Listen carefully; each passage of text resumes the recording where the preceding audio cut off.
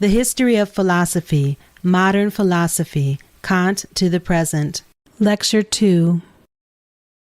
Good evening, ladies and gentlemen. If you take a broad look at the history of philosophy from Greece through the 18th century, you'll see that there have been two basic types of philosophers. Those who declared that reason could know reality, and those who declared that it could not, that reason was impotent to know reality. In the first class, we can put all the major philosophers, or pretty much all of the major philosophers through the 18th century. Plato, Aristotle, and most of their followers in the 17th and 18th centuries. No matter how much these philosophers disagree with each other as to what reality is, what reason is, how reason acquires knowledge of reality, no matter how much they disagree about the role of the senses and whether there's innate ideas and so on, they all tended to believe that there was a reality and that man's reason, however they interpret it, could know it. In the second class, that is, in the class of those who explicitly deny reason's power to know reality, we can subdivide that into two groups. On the one hand, the crude, overt, explicit mystics. Most of these, I may say, were in the Christian era, in the medieval era. We did not look at them last week, but they're the ones who hold explicitly that reason is useless, it can't acquire knowledge of reality, and if we're to acquire such knowledge, we need to appeal to mystic trances, ineffable revelations, supernatural feelings, etc., you name it. And the other subgroup among the reason deniers is, of course, the skeptics like David Hume, who simply say that reason can't know reality, there's no non-rational means of knowing, and therefore knowledge of reality is just impossible, we can't have it. Now I want you to observe that all of these philosophers, all of them, whatever their disagreements, hold that the question of man's ability to know reality is the most crucial, overwhelmingly important issue of philosophy. That was the central question to which their philosophies were addressed. They disagreed on their answers, but they all agreed that the issue was urgently important, that it's a matter of life and death importance. And so long as this state of affairs was the case, there was hope for philosophy. It couldn't rest content with either mysticism or skepticism. The uselessness and invalidity of mystic trances and so on as a means to knowing reality was apparent to philosophers since the Renaissance. If it was crucial for man to know reality as they held, then mysticism had to be rejected. And notice they held you could not rest content with skepticism either. The skeptics themselves were tortured by their own conclusions. They recognized, after all, that men live in reality, and therefore they can only live by means of a knowledge of reality. And lacking such knowledge, the skeptics themselves were paralyzed, helpless, unable to live, act, or function.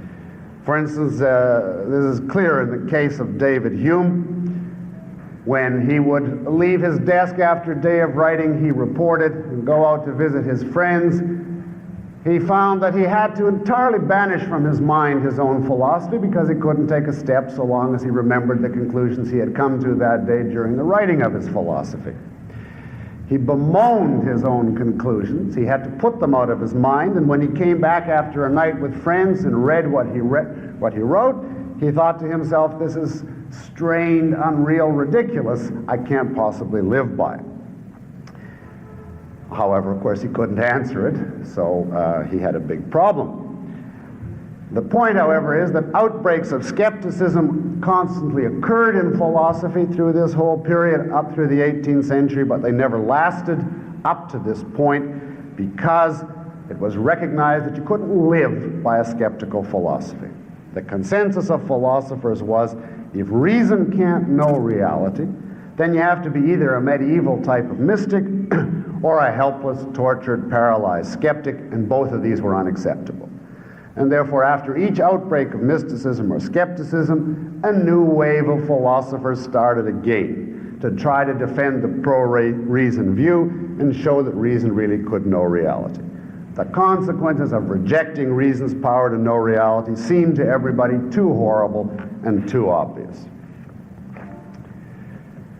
Now, I want you to try to imagine this evening a completely different approach to philosophy, unprecedented so far, different from all of these that I've so far mentioned. Imagine somebody who says, what difference does it make whether we know reality or not? Why bother about reality? Who cares? Reality is, so to speak, out of date. Let's just dispense altogether with the issue of reality. We don't have to be raving mystics. We can be civilized, sensible, enlightened, even scientific. And we don't have to be tortured skeptics bemoaning our fate like Hume. Our view will simply be, who needs reality? Now, a view of this sort would be a new phenomenon in philosophy. We could think of it as a complacent skepticism. A skepticism which says we don't know reality and it doesn't make any difference that we don't know it. We can live and function regardless of reality. We can do without it. We don't have to appeal to mystic trances or to try to answer the skeptics. Let's just reconceive what reason is in such a way that reality doesn't come up. And if someone at some point says to us, your ideas aren't true to reality, we'll say, so what? Who needs reality? Now, you may think this is a bizarre view, but there are a great many people today who, by implication, share this view. Have you ever heard a person say, who knows what's really true? Who can say what reality is? How do I know what's true or false, right or wrong in reality? I'm sure you've met many such types. Well, you'd think if a person held such a view that he'd be paralyzed, like Hume was. Because after all, he lives in reality. How can he function in it if he claims to know nothing about it? And yet somehow such people seem at least to go on functioning. How do they do it? Well, obviously they believe a knowledge of reality is not required for life, that a knowledge of reality is dispensable, that something else can take its place. Notice, they're not advocates of reason, the people I'm talking about, because they don't believe reason can know reality. But most of them don't appeal to mystic trances. Some of them on the fringes do, but most of the ones on the street don't. And they're not paralyzed and tortured a la Hume. They're blithely complacent skeptics. Why? Why doesn't it bother? Now, the answer to these questions is found in the philosopher that we are beginning tonight. The man who invented this kind of approach to philosophy virtually single-handedly. In other words, the approach that a knowledge of reality is dispensable, we can get along sanely and sensibly without any reference to the way things really are. And that approach is, of course, Immanuel Kant's. He is the man who made skepticism endure for centuries, who entrenched skepticism into the very heart of Western culture. In fact, just to give you a teaser at the outset, he held that skepticism about reality is not only tolerable, it's absolutely necessary if you are to live and function rationally. Kant held that only if you are a skeptic can you live by reason. I'll repeat, only if you are a skeptic can you live by reason. In other words, it's the people who insist on the importance of knowing reality that cause all the trouble. Now, how did he do it? By what means? That's our subject tonight. Now, you might think it's obviously hopeless. How could anybody put over such an idea? But you should know that Kant has, as a matter of fact, one of the most ingenious, complex, integrated, comprehensive systems in the whole history of philosophy. Notice I didn't say true, but those other adjectives are applicable. He ranks in terms of ingenuity, scope, integration, and influence almost with Plato and Aristotle. And normally philosophers think of the big three as Plato, Aristotle, and Kant. And it's been said, and quite correctly, you cannot understand philosophy since Kant unless you understand Kant. And that's why we're devoting 2 lectures to his philosophy. This evening, I want to engage only in exposition without criticism. I want to present to you Kant's basic approach, and then near the end of the lecture, if there's time, begin to indicate his arguments in favor of his view, and then next week we will put forth some further arguments for his view, look at his ethics, and engage in some criticism. I want you this evening to attempt to follow me, understand I'm going to give myself the premise of trying to make Kant as plausible as I can, because you cannot fight it until you hear the best case you can for it. A few preliminary simple facts. Kant's dates, if you wish, are 1724 to 1804, so he's roughly contemporary with Hume. And his philosophy is often called the critical philosophy with a capital C. This word is derived from the name of his major works, the Critique of Pure Reason, the Critique of Practical Reason, the Critique of Judgment. By critique, he means a critical investigation of the power and nature of reason. And because he so commonly used the term critique, his conclusions have come to be called the critical philosophy, with a capital C as a technical term. All right, let's plunge into Kant. And since he was primarily concerned to answer Hume, the place to start is with Hume. Now, you recall Hume's universe from last week. A shattered, disintegrated universe, a stream of qualities, little atoms of sense experience, as we can call them, going by without connection. There were no entities, merely a floating bundle of qualities that could disintegrate, split apart at any instant. You remember my cigarette from last week and the fate that I projected for it on Humean grounds. And there was no causality, no cause and effect, merely a stream of floating events succeeding one another chaotically with no tie between them, no necessary connection binding them together, no causal chains. The major problem then that Hume bequeathed to Kant is that everything is shattered, disintegrated, disconnected. Well, what we have to do, says Kant, is put the universe back together again. In other words, we have to perform a synthesis. That's his word. The problem we confront is the problem of synthesis, and synthesis simply means putting parts together into a whole. And that's the problem we have, synthesizing events into causal chains, synthesizing qualities into unified entities. Hume left us with a universe like Humpty Dumpty after the fall. Kant is going to synthesize the fragments and give us an intelligible world again. Now let's specify the problem a bit. I'm going to lead you step by step. Hopefully at some point we'll reach the stage where you see, aha, that was Kant's solution. Because you could say, on the basis of what I presented so far, well, don't we already have a synthesis of these sensory atoms? As a matter of fact, you might say the sensory atoms that we experience do go together in our actual experience. They don't, as a matter of fact, disintegrate. The events we observe do go together in patterns of regular sequence, one following the other. We never find a case when we throw a rock with a certain force and it suddenly turns into Hegel, etc. There is order in the succession of events. So in fact, you could say there is synthesis, there is togetherness in our experience. We don't literally experience the shattered, disintegrated atoms of sense experience. And if Hume heard this, they'd say, well, of course, that's all fine, but the big question is, what evidence do you have that these sensory qualities will stay together in the future? What evidence do you have that events will remain regularly connected in the future? If we could know that the syntheses we experience are necessary, that they had to be the case, then all would be well, and we could predict the future. If we could know that there was a necessary law of reality, a necessary law, to the effect that qualities have to belong to enduring entities and can't split apart and float off, or a law to the effect that events have to be connected with other events in regular sequence, then we'd be okay. But this, says Hume, is just what we don't know and have no way to establish. In other words, the syntheses we observe are based strictly on experience. They are empirical syntheses, and that, remember from last week, means they are merely contingent syntheses.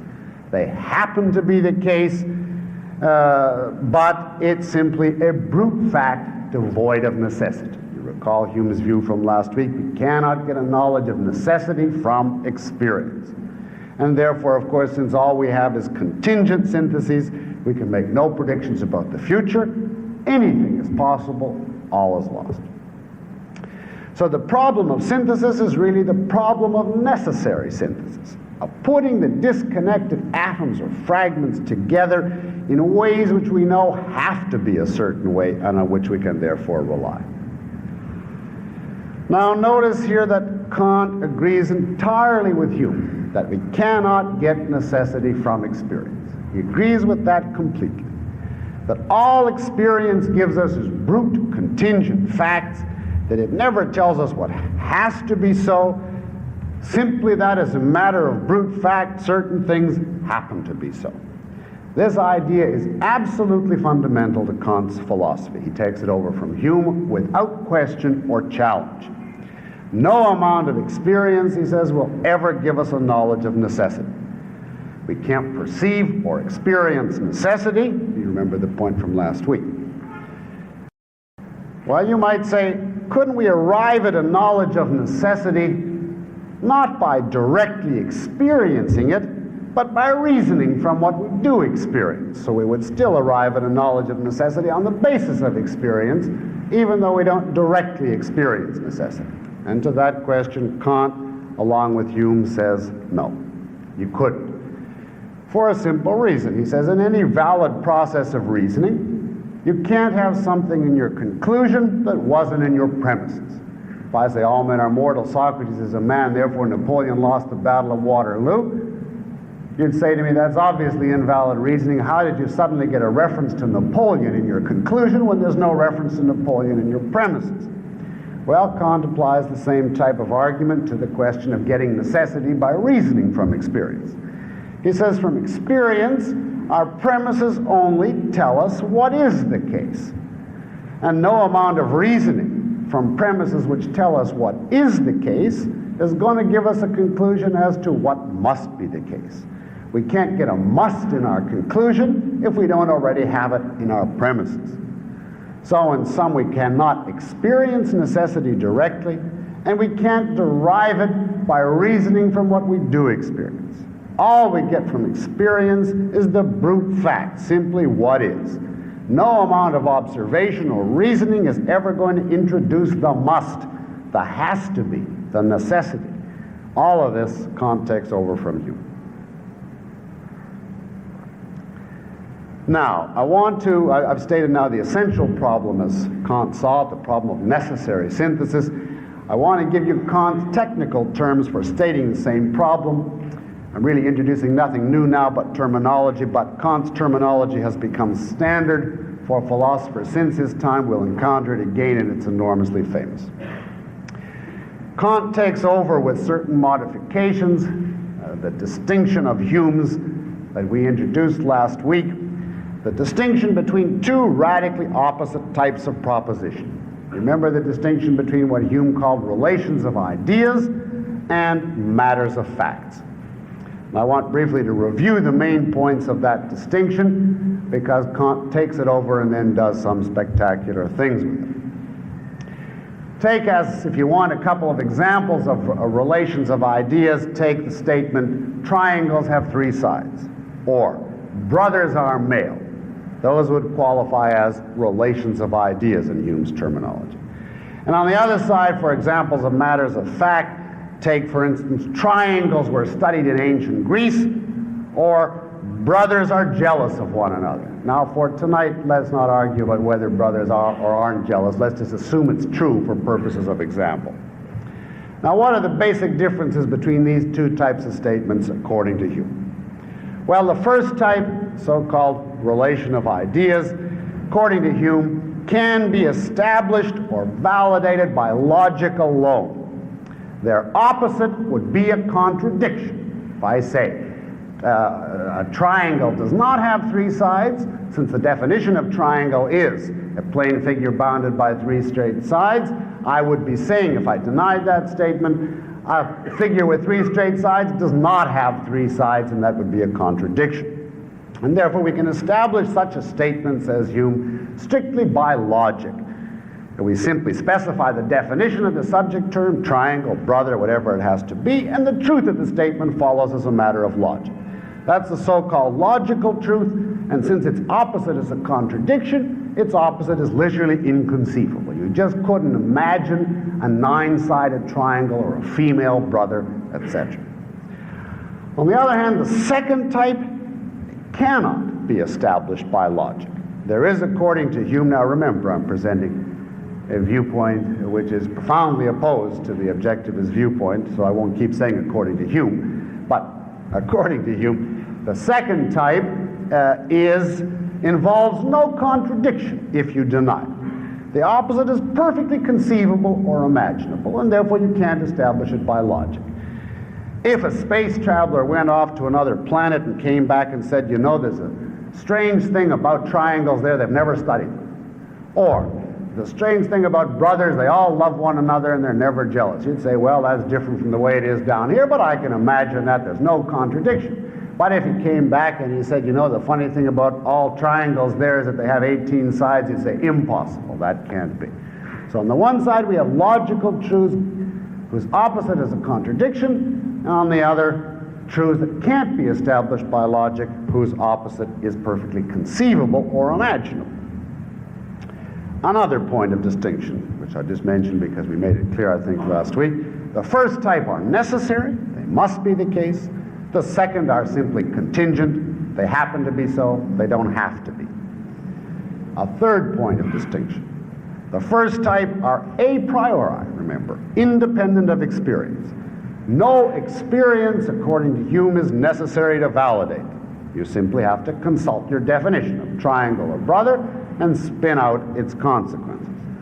I'd like you to note that a priori here, as we use it here, means simply independent of experience. It is not a synonym for innate. If we take the statement, brothers are male, that would be regarded as a priori. That doesn't mean we're born with it or we don't need experience.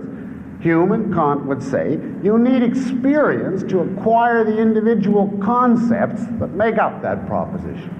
You need experience of brother or experience of males in order to form such concepts. But the point of calling it a priori is that the combination of those concepts, once you form them on the basis of experience, their combination into a true statement is something we don't need any experience for. Once we form the concepts, we put them together and establish the truth of their connection in a proposition strictly by reference to logic without reference to experience. And Hume would say no experience could possibly validate these relations of ideas. We take again, brothers are male. Suppose you said, well, I learned that on the basis of experience. Hume would say, how would you go about learning that by experience? Suppose you said, well, I'll just go out and study brothers and observe whether they're male or not. Well, you can see from some of your smiles that that would seem to be a hopeless procedure, because you wouldn't count anything as a brother unless you knew already that it was male. If somebody pointed out to you a woman and said, well, that refutes your claim that all brothers are male, here's a female brother, you would immediately come back and say, look, if it's female, it can't be a brother, because to be a brother is to be male simply by definition. In other words, says Hume, I couldn't even attempt to validate that sort of proposition by experience, by going out and investigating brothers, because I have to already know its truth before I can even try to validate it. So experience is irrelevant in validating such statements. Whereas in the other type, the matters of fact, of course, they are dependent on experience, they are a posteriori. And the final distinction of Hume, final point of this distinction, the first type are not factual, they are conventional, they're merely the result of our definitions, they say nothing about the actual world, whereas the second type is factual, they do tell us something about the actual world. Now Kant takes over this Humean distinction but introduces two new terms, analytic and synthetic. And I'd like you to be familiar with those two terms. They're defined in terms of the concepts of subject and predicate. By subject, we simply mean in this connection whatever you're talking about, and by predicate, whatever you say about it. So if I say brothers are male, brothers is the subject, male is the predicate. If I say triangles are studied in ancient Greece, triangle is the subject, that they're studied in ancient Greece is the predicate. Now what does Kant mean by analytic and synthetic? An analytic statement is a proposition whose truth can be established simply by an analysis of the meaning or definition of the subject term. I'll repeat that. An analytic statement is one whose truth can be established strictly by an analysis of the meaning or definition of the subject term. Like brothers are male. Simply by analyzing the meaning of the term brother, which is male sibling, we can get the predicate male out of it. And it's called analytic, you see, because you can establish the truth strictly by analysis. In this case, says Kant, the predicate adds nothing new to what was already in the subject. It merely makes explicit what was implicitly contained in the definition of the subject. Analytic propositions, he says, are therefore establishable strictly by logic. The opposite would be a contradiction. They have all the characteristics of Hume's relation of ideas, including, of course, that they're not factual. They simply express our own conceptual manipulations. The other type Kant calls synthetic truths. Now, synthetic can be simply defined as any truth which is not analytic. But if you want a more positive definition, it would be any truth in which the predicate adds something onto the subject that wasn't already contained in it. In other words, the predicate adds something that was not logically contained in the definition of the subject, like brothers are jealous. You couldn't get jealous as a fact out of brother. No matter how much you study the definition of brother, male sibling, you never get jealousy out of that. That's a new fact added on in the statement, brothers are jealous, that you couldn't derive by logical analysis of the definition of the subject. And thus it's called a synthetic judgment, you see, because the predicate adds on or synthesizes something to the subject which is not already contained in the subject. And this corresponds to what Hume called matters of fact. Synthetic statements for Kant tell us something about actual fact, not just our conceptual manipulations, but they can't be established by logic, of course. So for Kant, every true proposition can be classified as analytic or synthetic. Either the predicate can be derived by logical means from the subject, or, in which case it's analytic, or the subject can't be derived by logical means. The predicate can't be derived by logical means. It's something new added on, in which case it's synthetic. Now, prior to Kant, it had been held that in theory there's only two possible ways of establishing the truth of a proposition. In other words, of establishing the connection between the subject and the predicate, how you know that that connection is true. And the two possible ways that philosophers had thought prior to Kant were either you establish that the proposition is true by consulting logic, or you establish that it's true by consulting experience. And that would give us only two possible types of truth. If you established it by logic, as in the brothers are male type of case, then it's analytic, a priori necessary. However, if you establish it by experience, in other words, you can't get it by logical analysis, then it's synthetic, a posteriori contingent.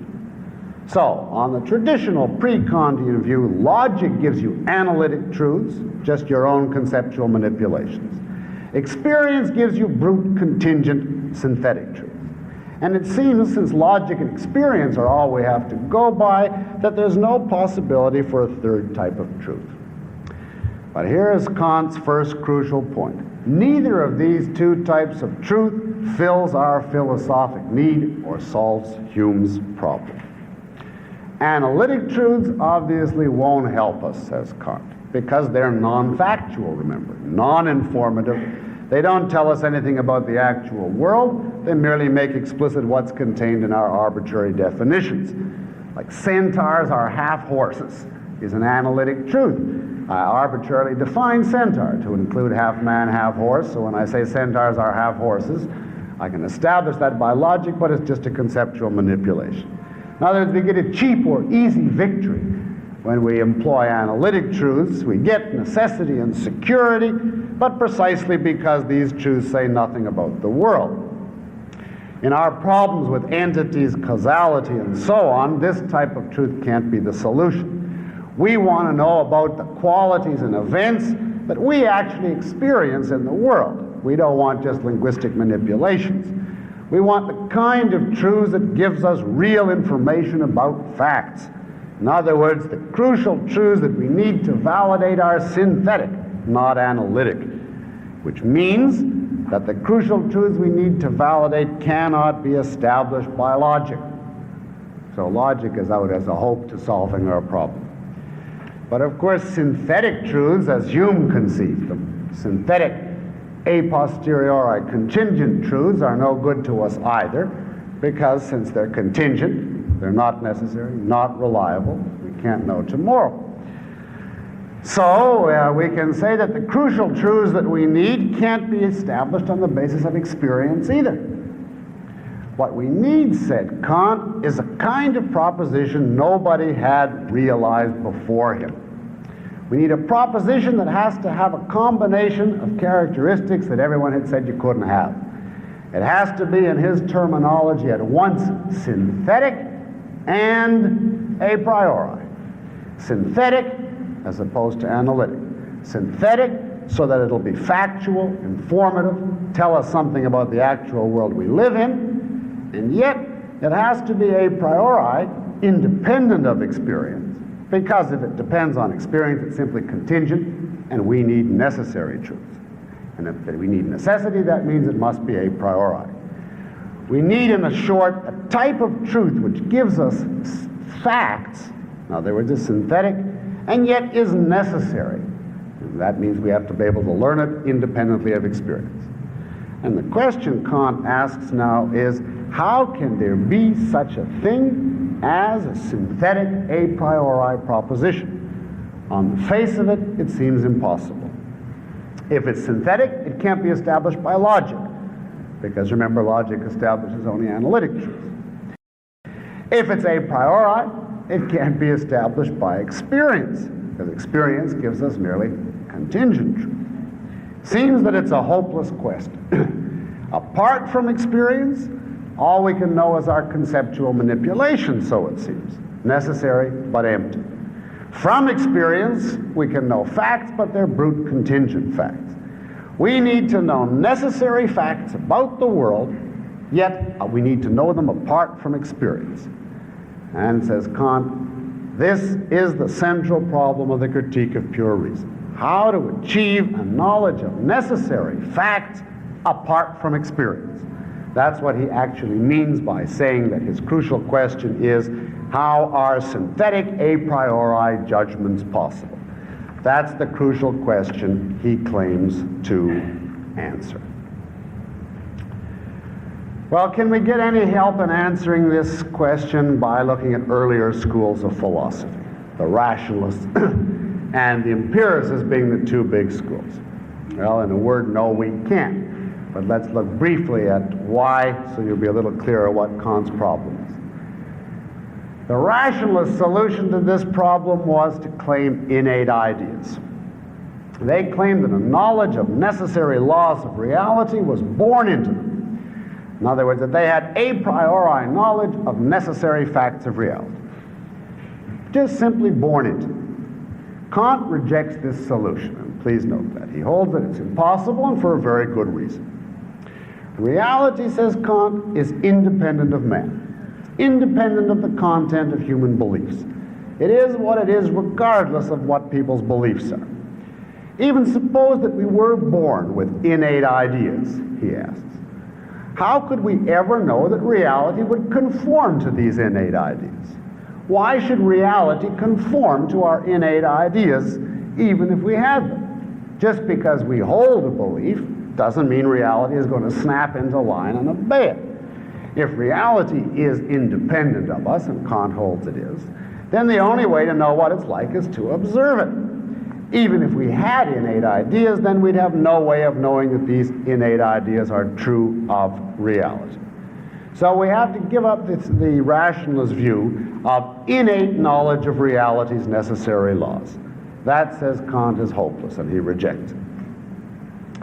Can the empiricists help us? Well, again, obviously, no. Because while they base all of their conclusions on experience, we get from them only factual contingent information. We need this fantastic combination, he says, of synthetic necessary truths. How will we do it? Well, now, if you understand the problem, let's try and see if we can develop some leads to a solution. We said the problem is synthesis. Well, let's follow this lead. Put the same thing another way. The problem is getting the atoms of experience into certain relationships with one another. And notice this is a special kind of problem. It's not that we're missing some atoms of experience. That would be a completely different sort of problem. Suppose, for instance, that life depended absolutely upon our having an experience of blue. And our entire lives, future sanity and science depended on our experiencing blue, and we couldn't find it. Then we'd be missing a little atom of experience, you see, namely blue, and that would be one type of problem. But that isn't our problem at all. We're not short of the atoms of experience, but that we can't put these atoms together into unified related groups or causal chains. We've got all the elements that we need for knowledge, but we don't have the relations. Putting it another way, we've got the stuff of knowledge, but not the organization. Or using Aristotle's terms as Kant does, we've got the matter of knowledge, but not the form. These are technical terms. Matter simply means the stuff, the filling, the content. Form means the organization, the relationship, the way the content is put together. What we need is not more matter, but the form, the organization. Now let's make up a physical analogy. This is just an analogy. Please don't take it literally, but it'll help to make the problem clear, and I think help to make Kant's solution clear. This is my own analogy. I made this up. It's not Kant's. Let us take Hume's little sensory atoms literally for a moment. Visualize them, if you want, as little physical pellets. And let's suppose that in the process of experience, these little pellets from the outside world bombard our bodies, travel up various routes through the nerves in the body, etc., through the brain, and there are we at the end of the process, the end of the chain, a little back behind our brains, watching the end product as it reaches us. And suppose, as is the case, that we see these pellets actually always appearing in certain regular combinations, in certain regular order. The empiricists are standing there, see, and they say, well, fine, it's orderly up to now, how do you know tomorrow? Just because you see it now doesn't prove anything. The rationalists say, we don't even have to look. We know, independent of any experience, by means of our innate ideas, that reality must be made up of enduring combinations, and therefore we can be guaranteed that these pellets are going to go together in certain ways. To which Kant says, how can you possibly know that? Because you didn't get it from studying reality. Well, do we have any clues to a solution? Because believe it or not, after this long build-up, we're on the threshold of a solution. What have we established so far? We need to get these pellets together. We need necessary synthesis, and that can't come from experience. So somehow it must be a function of our minds in some way. To this extent, Kant says the rationalists are entirely right. Somehow this necessary synthesis must be a contribution of our minds independently of experience. But we know that it can't be that our minds give us innate information about reality's necessary laws. It can't be that our minds give us innate truths, that reality is this way or that way. We've seen why Kant rejects that. Our minds don't give us innate content, but they give us something. And now all we have to do is add in the third piece of information that we know. We don't need content. We don't need information. We need only the relationships. We need only the organization. We need only the putting together of the elements we're given. We don't, in a word, need information. we need a synthesizing activity. A synthesizing activity. Well, now, let's be bold, as Kant was. I don't say true, but bold. Let's put forth the following hypothesis. Let's say the mind does make necessary synthesis possible, not by knowing innately in advance of experience that reality will be made of synthesized combinations, but by performing the synthesis itself. In other words, the mind will be the source of the syntheses, not in the sense that it recognizes or identifies a synthesis which exists independently of it in reality, but in the sense that the mind actually brings that synthesis into existence itself by its own activities. On this view, we'll say it's not that the mind knows or discovers laws out there independent of it. It doesn't discover them either by experience or innately. It creates those laws. It doesn't discover them, it creates them. Now, in terms of the analogy that I just gave you, the analogy of the pellets coming up the pipeline and there you are at the end. Suppose that as these pellets are coming up, now this is just an analogy, remember, and it's going to get pretty crude in a moment, but it'll give you the idea. Suppose that as these pellets come up the pipeline, the various nerves to the brain, a little before they reach the end, that is, before they reach us and we're back there at the end watching the end product, there is a little man with a collection of sticky pins. And as the pellets come by, the various ones representing sensory qualities, he spears them with this pin in various combinations. He sticks a pin in them, binds them together, and then sends them on their way down the pipeline. And there are we at the end. And when it reaches us, we say, aha, an entity, cluster of qualities necessarily connected. And of course, he's got all kinds of different pins, as we'll see. Another one is what we might call a causality pin. And as events come up the pipeline, he spears the appropriate ones with his pin and sends them on down. And when we get them, they always follow one another in a certain order because he's caught them as they come up and stuck them together in a causal way.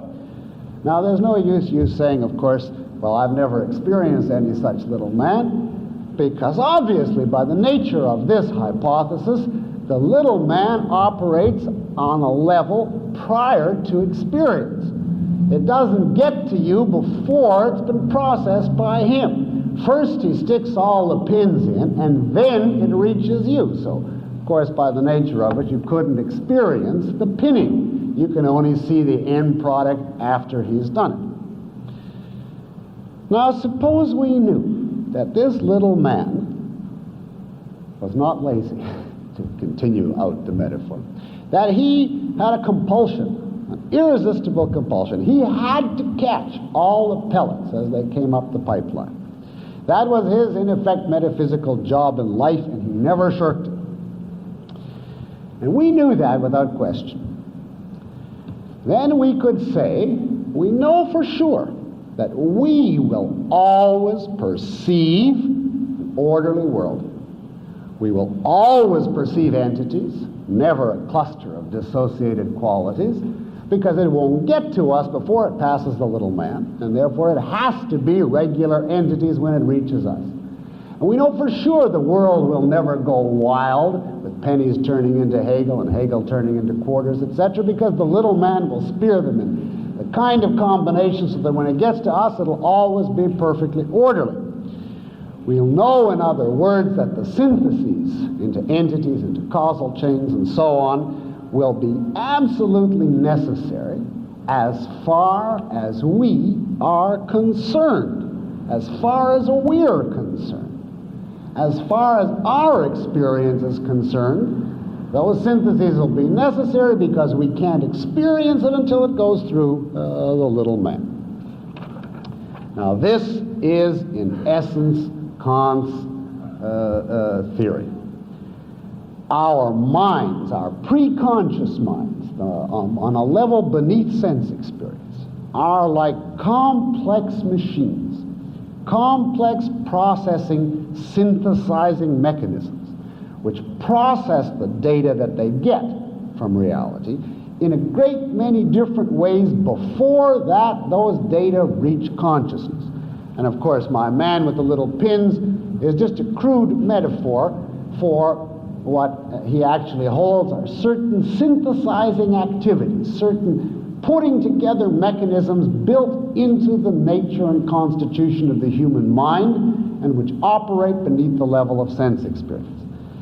What we do is bind together, organize, relate, we meaning the basic nature of our mind, the data in a great many ways, and after our minds have done that, they send it up to us, and we then experience consciously an orderly, lawful world.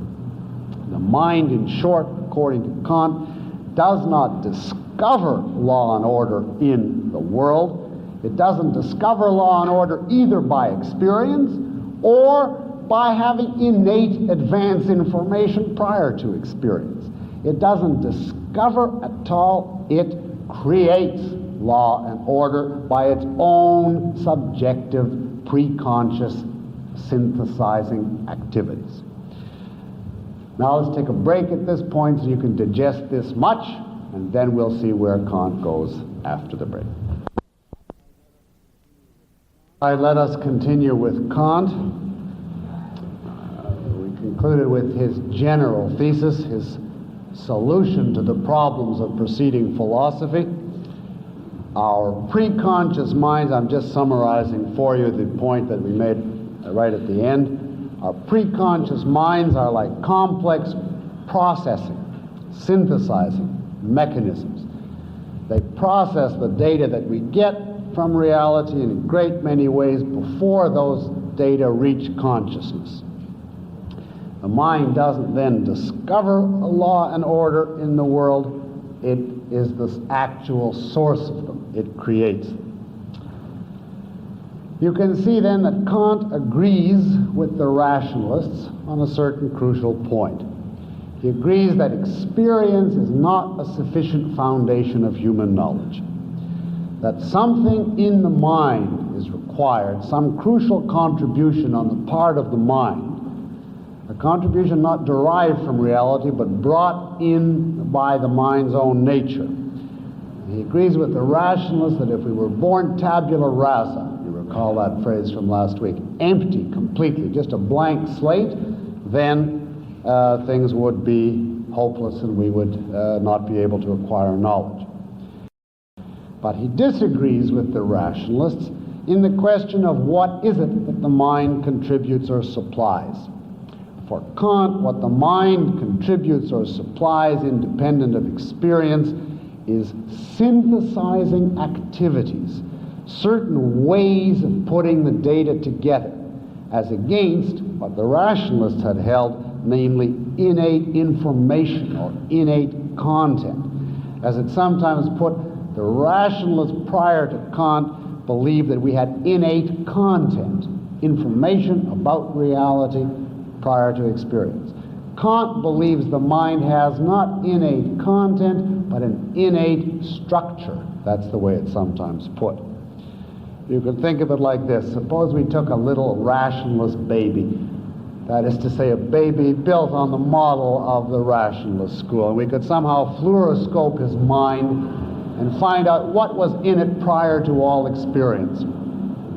Well, if we peered into this particular baby's mind, we'd find that he's got all sorts of information about reality. And this little baby would know, although he couldn't tell us at this stage, but he would know every event in reality has a cause. Reality is made up out of entities which are enduring sets of qualities and so on, and you'd be really amazed at the amount of information we could extract from this little rationalist baby. On the other hand, if we looked at a little Kantian scale baby, what his mind has prior to any experience, he doesn't actually know anything. He has no content. It's empty, but it isn't just a flat slate on which the facts of reality go right. It has a definite structure. There's a whole machine in there, a whole set of organizing, processing devices all ready to start operating. So we've got the relating machinery ready to start chugging as soon as we feed it any experiential content. That's the main difference between the rationalists and Kant. When does the Kantian baby actually begin to acquire knowledge? Only when the little pellets actually enter. In other words, only with experience. To that extent, Kant says the empiricists are right. All knowledge begins with experience. Apart from experience, we have the relating machinery, but we don't have the stuff that it relates. Now, we've gone on close to an hour, so you'll be happy to know we've now reached the first sentence of the Critique of Pure Reason, which is to the effect that it's true that all knowledge begins with experience, but it doesn't follow that that means all knowledge comes out of experience. And I think you now see in what sense he means that. All knowledge begins with experience. Only when the data starts coming are we able to know anything. But it doesn't all arise out of experience, because the crucial other factor is the relating, synthesizing machinery which puts it together. Now, to anticipate, but you need to know this now, there are for Kant 14 different types of synthesizing activity that the mind engages in. I'll tell you what some of the key ones are. In many cases this evening, you will not have the faintest idea how could these things represent synthesizing activities. And unfortunately, even after we discuss it next week, it will not be very clear in some cases, because Kant is not very clear. But you just take it from me for now that Kant holds that all of these 14 are simply synthesizing activities performed by the mind. How they are synthesizing activities we'll try to look at later. A couple of them we've mentioned. We have a causality synthesizing activity that puts events into causal chains. We have an entity synthesizing activity that binds qualities into entities. We have a spatial synthesizer. In other words, spatiality, is one of the little filtering processing devices that the mind has, and when the data come through, there's a mechanism which spreads them out in space and thus gives us a spatial world. Time is another one that's in there, as we'll see. And when the data come through in themselves, they're not in time, but the inner mechanism of the mind spreads them out in a time series, so some come earlier and some come later. Even existence is one of those processing devices, so that when the material comes through from reality, the mind confers existence upon it. Quantity is one of those processing devices. When you look around you and see a world of one thing, many things, all things, when you use such quantitative terms, that's only made possible, according to Kant, because one of the processing devices, or several of them, confer quantitative characteristics on things. So, as you see, there's a whole set of these. We'll look at what they are in order when we finish our basic presentation. And what it comes to then is that all of the fundamental features and laws of the world that we experience are actually contributions of the structure of our mind. Space, time, existence, causality, entity, quantity, and others. All of that is a mental contribution. Now, from that, we can draw a perfectly obvious conclusion, which nevertheless might startle you. Can we ever know anything about reality? Reality now as it is in itself, what Kant calls things in themselves, to which his answer is no. You never can know things in themselves. What can you know? Only things after they have gone through this processing, synthesizing device. You can only know the world as it appears to the human mind after the human mind has processed it. And in that process, it adds all these features, which presumably are not applicable to things in themselves. There are therefore, according to Kant, two radically different worlds or dimensions. On the one hand, the world as it appears to us. And borrowing from a Greek term, he calls that the phenomenal world. Using phenomenal not in the sense of a Hollywood movie, but in the sense of the world of appearance, the world as it seems to human beings. And that is the world of actual experience, the phenomenal world, the world we have processed. The world as it is in itself, true reality, things in themselves, that he calls the noumenal world, again derivative of a Greek term, that's N-O-U-M-E-N-A-L, the noumenal world, and about that world he says we can know nothing whatever. And you see therefore that my analogy about the pellets is a very poor analogy, because the pellets was supposed to be the information given you directly from reality before processing. But pellets, after all, are physical. They're spread out in space, and they come in temporal succession one after the other.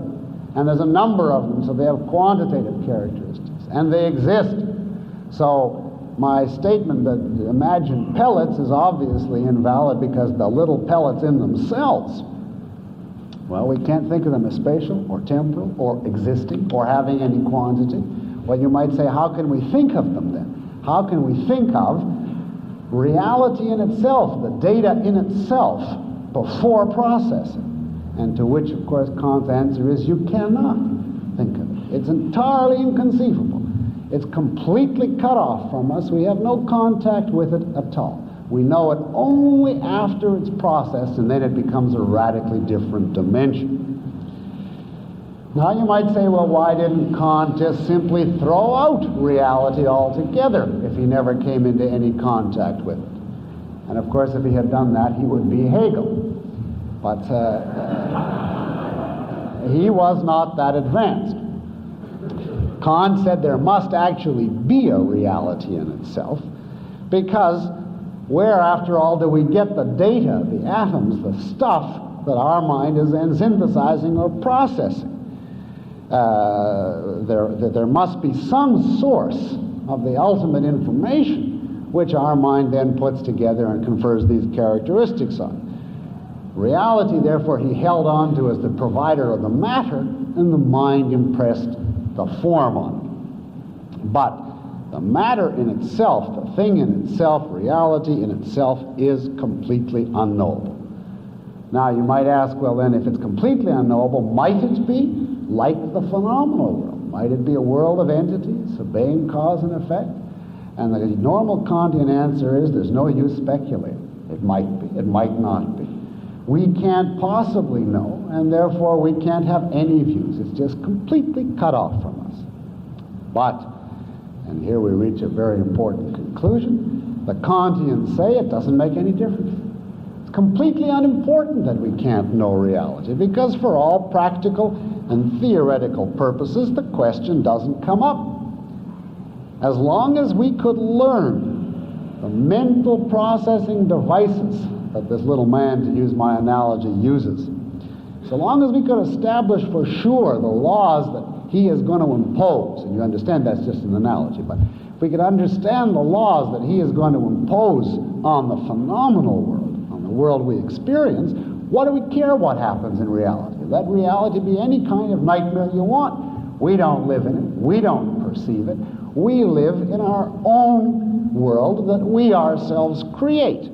And we can have perfect security, sanity, civilization, science, rationality in that world of our own creation, regardless of what happens in reality.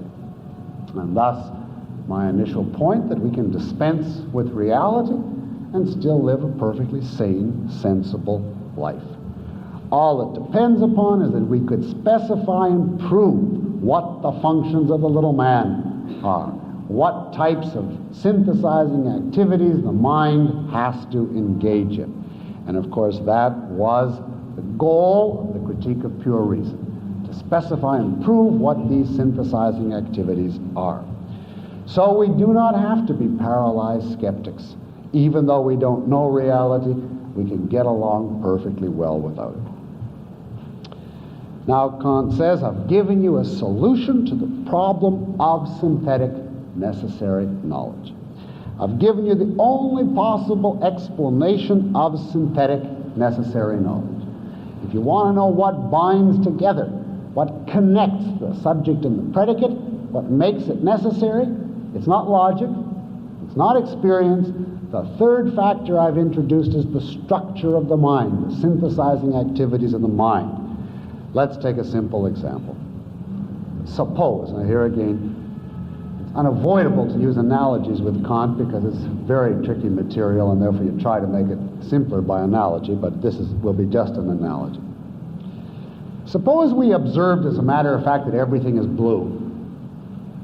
And suppose that was crucial to life, that everything be blue. The empiricists come along and they look out and they see everything is blue and they say, well, that's fine up to now, but how do you know tomorrow? The rationalists say, we knew without even looking that it was going to be blue. We had an innate information to that respect. Kant's type of solution is simply this. Who knows what color reality is in itself? What I will prove to you is that man is born with blue spectacles taped on his eyes. Therefore, we can know for certain, as a matter of fact, that everything is going to be blue. Fact, in which world? In the phenomenal world. And we can know that it has to be blue, that that's necessary. And how do we know that? We won't see it till it goes through the blue filter. And therefore, to us, it will always have to be blue. And thus, the synthetic a priori proposition, all things are necessarily blue, would follow. If we could prove we have these blue spectacles, it would follow and we would have validated synthetic a priori, synthetic necessary information. Now all you have to do is think as an analogy, in effect, that we don't have blue spectacles, but we've got causality spectacles, and entity spectacles, and quantity spectacles, and space, and time, etc. And it goes through all this and we only get the end product. So when we say every event has a cause, for Kant, that doesn't mean events in reality. It simply means, if you wanted to translate a statement like that into Kantian method of coming at it, you'd come out with something like this. By the way the human mind is built, it must necessarily creatively synthesize the material provided by the noumenal world in such a way that in the phenomenal world we will always encounter a regular sequence of events. That's, if you wish, a translation of every event has a cause into Kantian terminology. We can notice, therefore, that all that we know as phenomena, as it's put, and anything necessary we make necessary. And that indeed is why we can know in advance of experience that these things will be necessary, that there'll be causality, that there'll be entities, etc. All the necessary laws of our experience are necessary because we make them so. Now I want to make clear what we mean by we here. Kant does not construe this as a volitional activity, and certainly not as a conscious activity. It takes place beneath the level of consciousness, prior to consciousness, and you have no choice about it. It's automatic, inexorable. It's the basic nature of the mind itself, which is true, he thinks, for all human beings. So we can put it this way. We find in experience only the laws we put there. If we didn't put the laws there, we could never find them. We'd be back in Hume's boat. If you claim no, you disagree with Kant, the laws that you know are objective, they are independent of man, then Kant would say, if it's independent of man, you can only know it by experience. But by experience, we can't get necessity, and we go down that road again, you see. And therefore, the only solution to the problem is to say that it is the human mind that actually creates the laws. Only if we are built in such a way that we have to experience in certain ways by our subjective constitution as human beings, only then can we know a priori what laws will hold. The price of knowing necessity is ignorance of reality. As it's also put, the reason the world lives up to our expectations is because we create the kind of world that has to live up to our expectations. Now, Kant claims very correctly that in putting forth this type of philosophy, he has entirely reversed the direction of philosophy, which he did. Reversed the direction completely. Prior to Kant, philosophers were all realists in this sense. They believed there was a reality out there, there was our mind in here, and the function of our mind was to conform to reality, to acquire knowledge of reality, to adapt itself to reality. That was true of the Platonists and of the Aristotelians prior to Kant. Kant says this approach is hopeless, and therefore what I substitute is this: it's not that our mind must conform to things, but rather things must conform to our minds. It's not the world sets the terms, and the human mind obeys, but the human mind sets the terms and the world obeys. The world here, of course, we mean the phenomenal world. There is still this vestigial, unknowable noumenal world in the background, but it's unknowable. In other words, our thought literally constructs the world we experience, the phenomenal world. Now, this reversal is what Kant refers to as his Copernican revolution. His Copernican revolution in philosophy.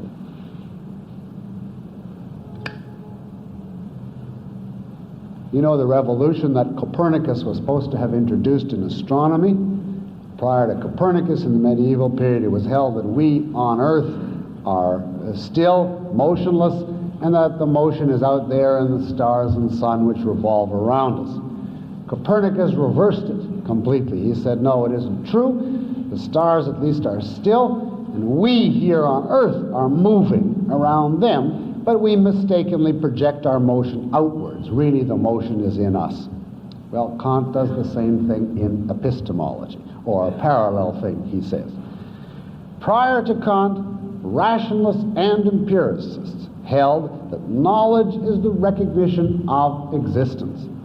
They argued over what is the nature of existence, what is the method of coming to know it, but they all agreed knowledge is a process of getting to know what's out there. We have to obey reality's terms. Kant says no, precisely because reality sets no terms. Just a flow of human experiences, either we impose the terms or all is lost. So that knowledge is not an activity of discovering laws, but of creating. Now you can see from this that Kant entrenched subjectivism deeply into the very fabric of all subsequent philosophy. The human mind controls, creates, dictates, shapes the world, the phenomenal world. Now, you may ask at this point, does Kant then say that any person can make up whatever world he wants, and that whatever any person wants to be true will be true for him, if that's the kind of world he wants to create? Does he say that your personal subjective wishes and hallucinations are true for you and somebody else's for him, and etc.? The answer to that is no. Believe it or not, Kant claimed to be a champion of objectivity. And he said that on his view he can make a perfectly clear distinction between the subjective and the objective. Well, how could he do it? Well, take, for instance, a pink rat. A hallucinatory pink rat that you in particular experienced because you took a certain quantity of alcohol. Now Kant would say that is clearly subjective. It just represents your personal, private experience. We can't say it has any objectivity. But, he says, the mental processing devices I'm talking about, space, time, causality, entity, etc., the ones which create the phenomenal world are not like the hallucinatory pink rat. They're outside of any individual's will or choice. They're automatic, inexorable, universal to the species, and therefore no individual can alter them. You have no choice whatever about using these processing mechanisms. And Kant says this is what we have to call objective. Objective is anything derived from the universal, inexorable nature of human consciousness. Which means, as you see, that objective, as he uses it, means a collective, universal, inexorable subjectivism. The objective is just the universal subjective. If all men necessarily impose certain subjective features on the world, that Kant calls objective. And this is a very, very influential approach today. You'll see it in pragmatism, for instance. If you ever accuse a pragmatist of subjectivism, just because he says that the true is what works, he will immediately answer, I didn't say what works for this individual or that individual.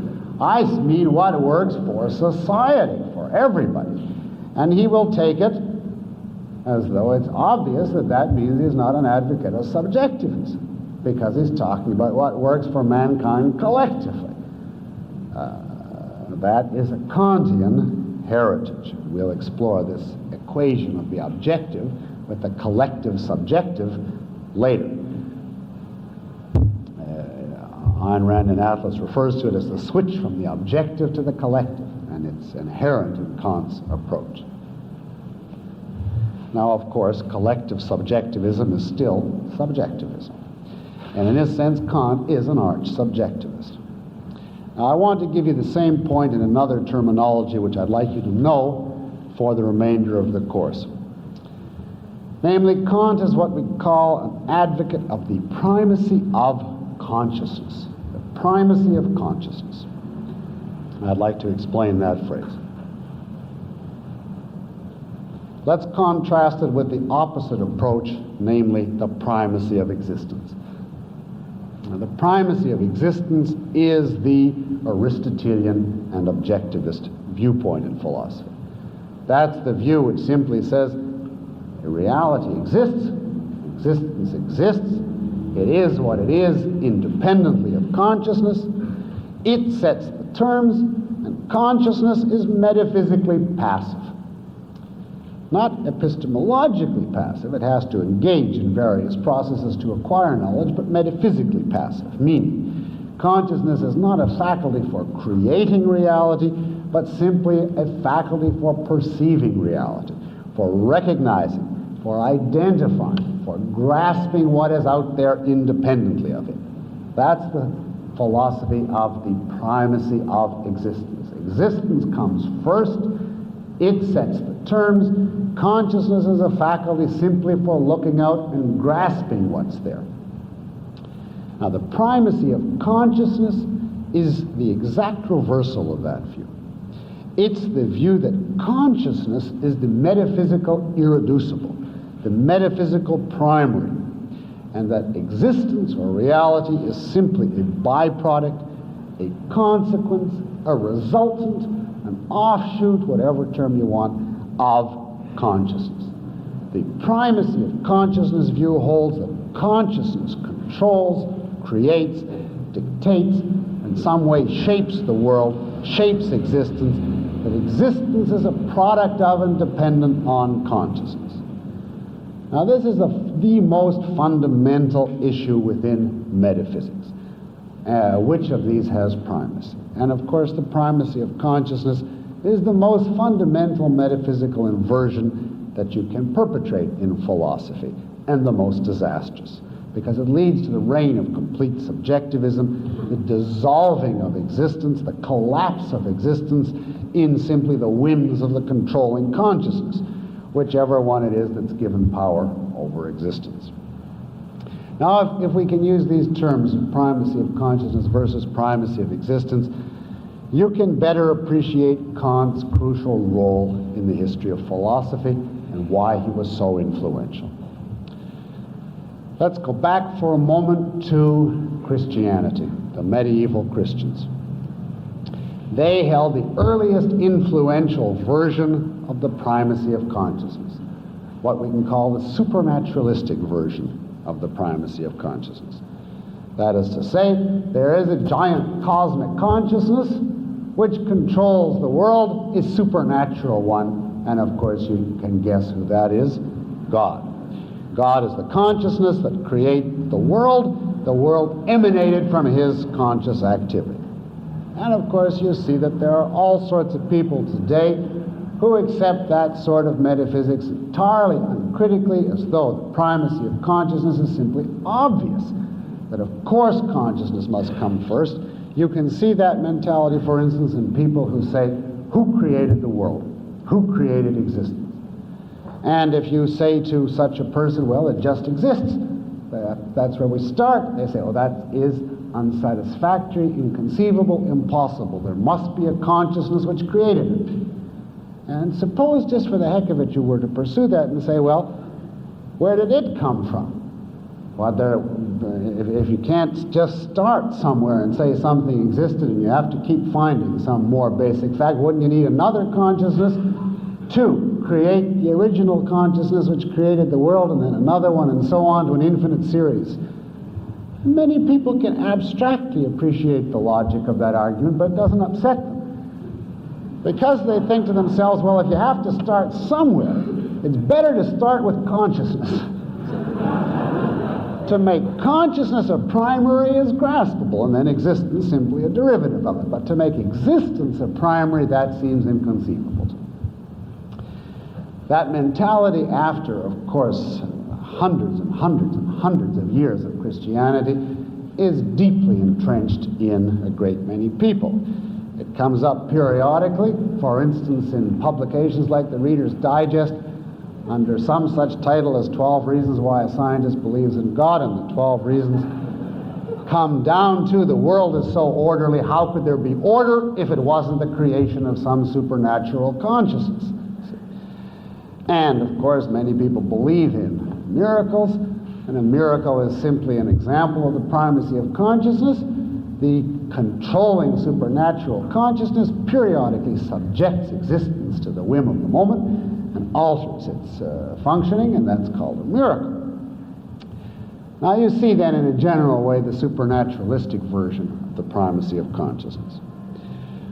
Well, if you look at Kant in relation to this supernaturalistic view, you can see that what Kant did is simply substitute a new type of the primacy of consciousness. What he did is say, let us substitute the collective human consciousness for God's.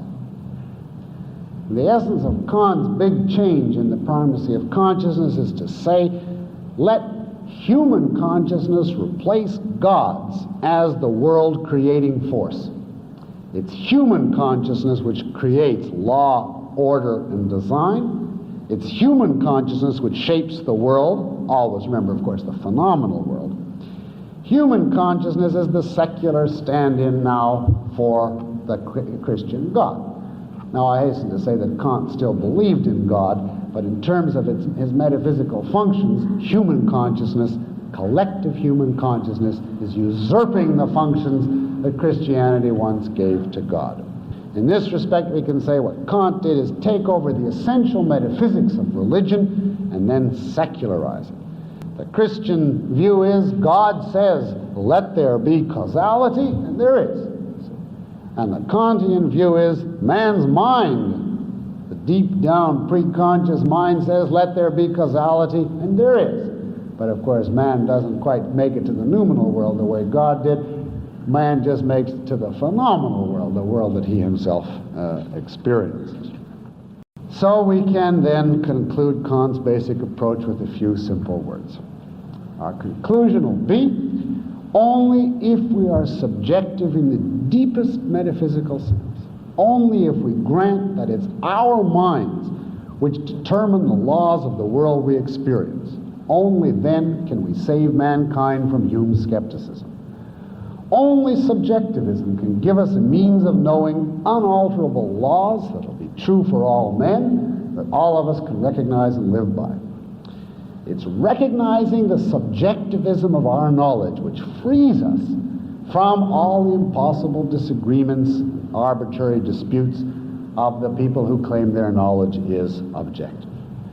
We should be men of reason, says Kant. We should follow science, but we can be men of reason and science only if we recognize that reason and science is limited to the surface world, the world of experience, the world we ourselves create. Reason is fine and valid in its place, but the very conditions of its validity debar it from access to reality. And thus, the opening point I made this evening, only if you're a skeptic can you live by reason. If you think you know reality, then you're back in Hume's boat. Now, so much for the essentials of Kant's basic approach to philosophy. I hope you now understand the essence of the Kantian viewpoint, the Kantian revolution. But now, so far, I've offered you no proof of this whole elaborate hypothesis. I haven't given you any proof that the mind has an a priori structure that engages in all sorts of mental processing devices. The whole presentation so far has been hypothetical. It's been, if the mind has certain processing devices and so on, then we can answer Hume and save ourselves from his skepticism. But if Hume were to hear all this, of course it came out after he died, so he never got a chance to answer, but if he were to hear it, he'd simply say, what an interesting fantasy. But that's all, you haven't answered me. What about some proof that the mind has an a priori structure? What exactly are these a priori synthesizing activities that the mind performs and that you talk so much about? How do you know they exist? Can you prove they actually exist? If not, we just dismiss it all. Well, Kant has an elaborate, complex form of proof which is designed to establish definitively, once and for all, that all of the things I've been saying so far tonight is not just a wild speculation, but is really true. And we're going to break his proof up into sections and give you at least the opening section of it this evening. Now let's get clear what we want to prove. You understand, it's not true that everything about the phenomenal world is contributed by the mind's structure. The actual data comes from the noumenal world. Our world is a product of two factors: the data out there and the mental processing devices in our mind. What we want to discover is what are the a priori synthesizing activities performed by the mind. And we want to prove that these and only these are a priori synthesizing activities. And we want to do it all systematically, so that once and for all we will know what is it we can rely on in, of course, the phenomenal world. Well, we have a question. How will we find these a priori activities? Now, you might say, well, just introspect. After all, it's something taking place in your mind. Just look in and see if you can catch it in process. But that will do you no good. In principle, no matter how good, how honest, or how acute your powers of introspection, you'll never catch your mind performing these activities. Because remember, by the nature of Kant's theory, all these activities are the precondition of having any experience of any sort, outer or inner. Whether you extrospect or introspect, before the data reach awareness, they're already processed. So by the time you look at the data, even if you peer inside your mind as hard as you cannot find these mechanisms at work. They've already taken place. So if we're to reach them, we have to reach them by reasoning. We have to deduce what they must be. We can't directly observe them. And we have to do it systematically. Now, if we are to find these synthesizing activities systematically, we must recognize that there are two basic levels of conscious awareness, the perceptual and the conceptual. And on this general point, Kant agrees with Aristotle. He says the rationalists are wrong to derogate perception, and the empiricists are wrong to derogate conception. And you remember, of course, the empiricists did precisely that by their nominalist sensualist theories. They obliterated concept. Kant says both these schools are wrong. Human knowledge involves both perception and conception. And our total knowledge is a result of both factors operating. So we have to grant both levels and their necessary cooperation in human knowledge. Now, Kant was a great one for terminology, and he gave his own name to just about everything. The faculty of sense perception he calls sensibility, and the faculty of conception he calls understanding. And he treats them in order in the Critique of Pure Reason. If we want then to find what is it the mind contributes independently of all experience, we have to break that up into two questions. The first will be, are there any a priori synthesizing activities contributed by the sensibility? In other words, are there any synthesizing activities performed by our minds on the perceptual level? And then, of course, the second will be, are there any a priori synthesizing activities performed by the understanding or performed on the conceptual level? And that's what we're looking for. Well, how will we answer? Well, let's retranslate the question again. We know that apart from the mind's acts, there's no necessity. That's the basic premise throughout the whole proof. The mind is the source of necessity. If you challenge that premise, you completely collapse Kant. You collapse both his problem and his answer to the problem. But he, of course, accepts it without question. Therefore, we can simply translate what we're looking for into this form. Are there any necessary ways of perceiving? And then, are there any necessary ways of conceiving? Because if they are necessary, then they couldn't have been just grasped from experience, because from experience we can't get necessity. If they're necessary, they must be mind contributed, and that's just what we're looking for. Now, I hope you understand this criterion. What Kant says is, find me a way we have to perceive, or a way we have to conceive, and that proves it's subjective. That proves it's contributed by the mind. That proves it's not true of reality.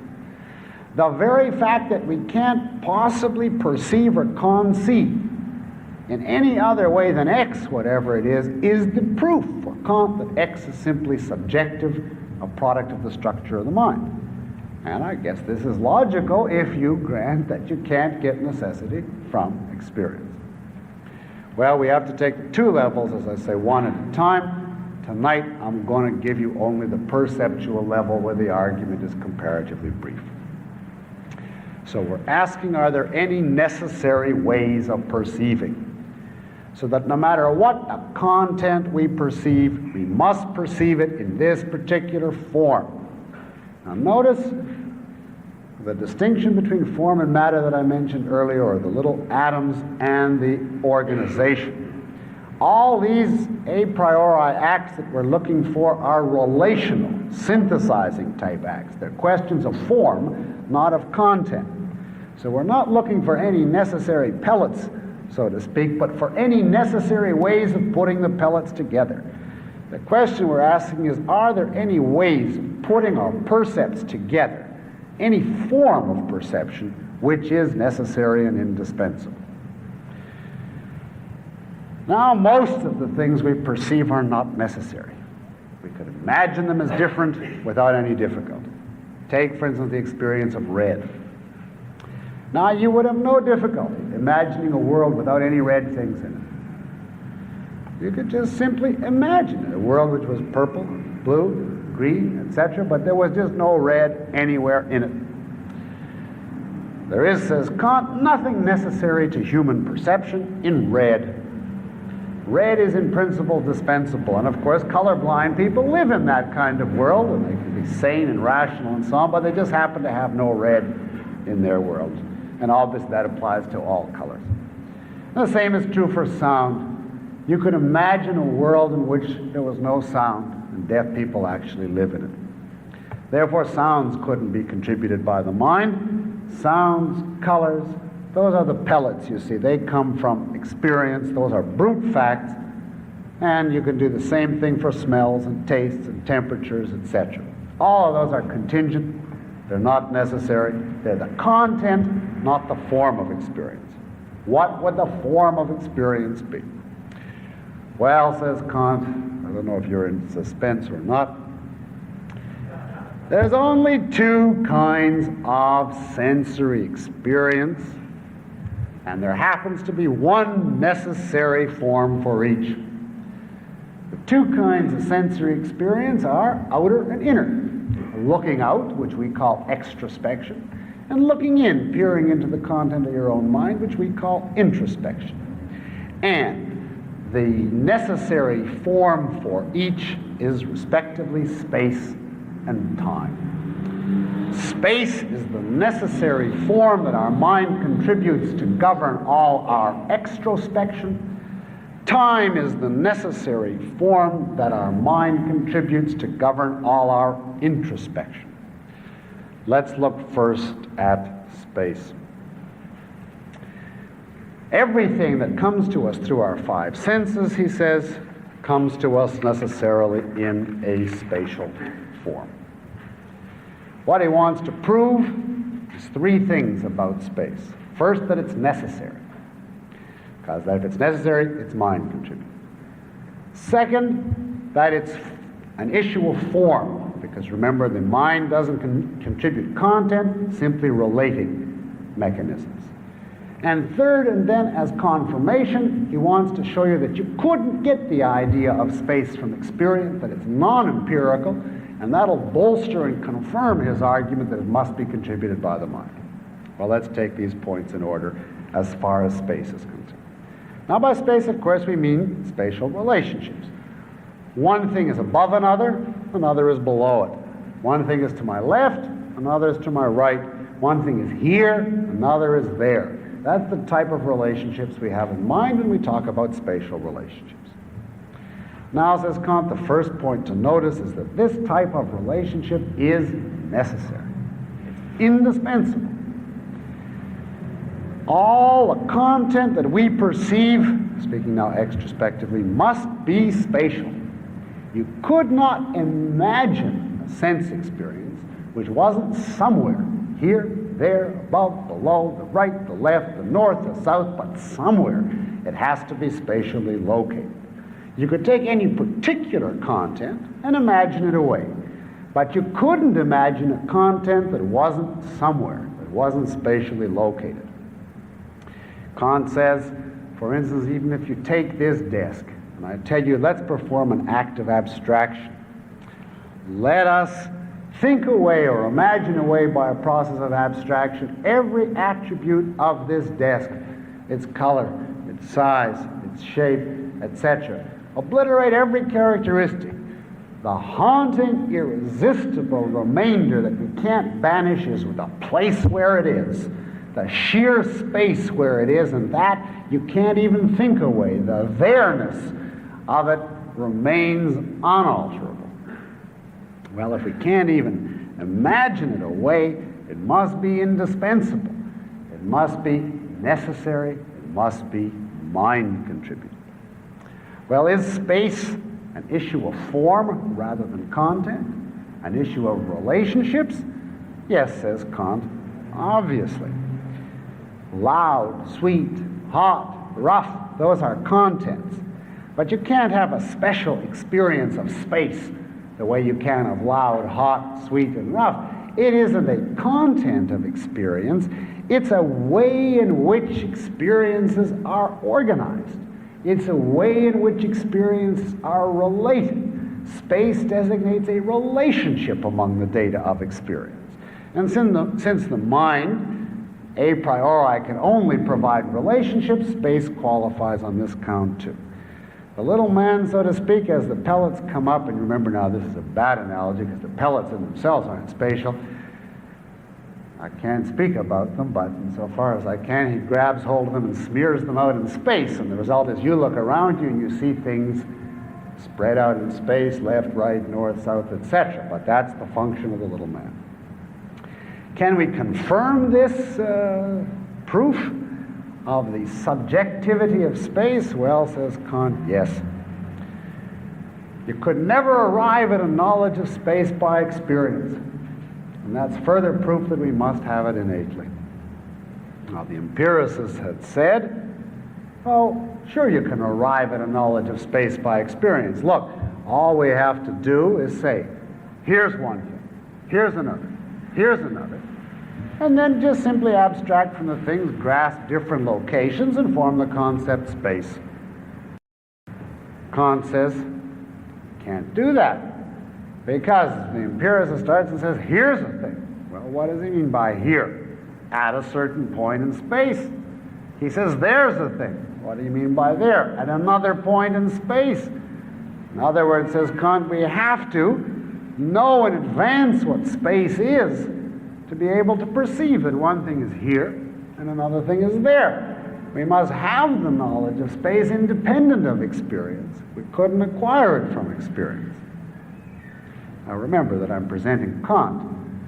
I'm not here giving what I regard as a valid argument, but I'm doing my best for him. The conclusion we come to then is space is necessary. It's a relational phenomenon. It's non-empirical. It must be an a priori contribution of the mind. It's a form governing our experience. It's a condition of our perceptual experience of objects. Now, if you say to me, well, but then you mean that things in themselves are non-spatial. I can't conceive that. And Kant would say, that's no argument against me. That's just further evidence of how right I am. Of course you can't conceive it. That's the whole point. The noumenal world is inconceivable. You can only conceive the world as you have processed it. So don't be upset if you can't conceive what reality would be like in a non-spatial way. That's the whole thesis of the philosophy. Now, people first introduced to Kant sometimes ask, well, how come prior to studying Kant our minds knew how to do this? You see. Now, I think the answer is clear, but sometimes Kantians give this answer. They say, of course, that it happens entirely without your knowledge on this preconscious level.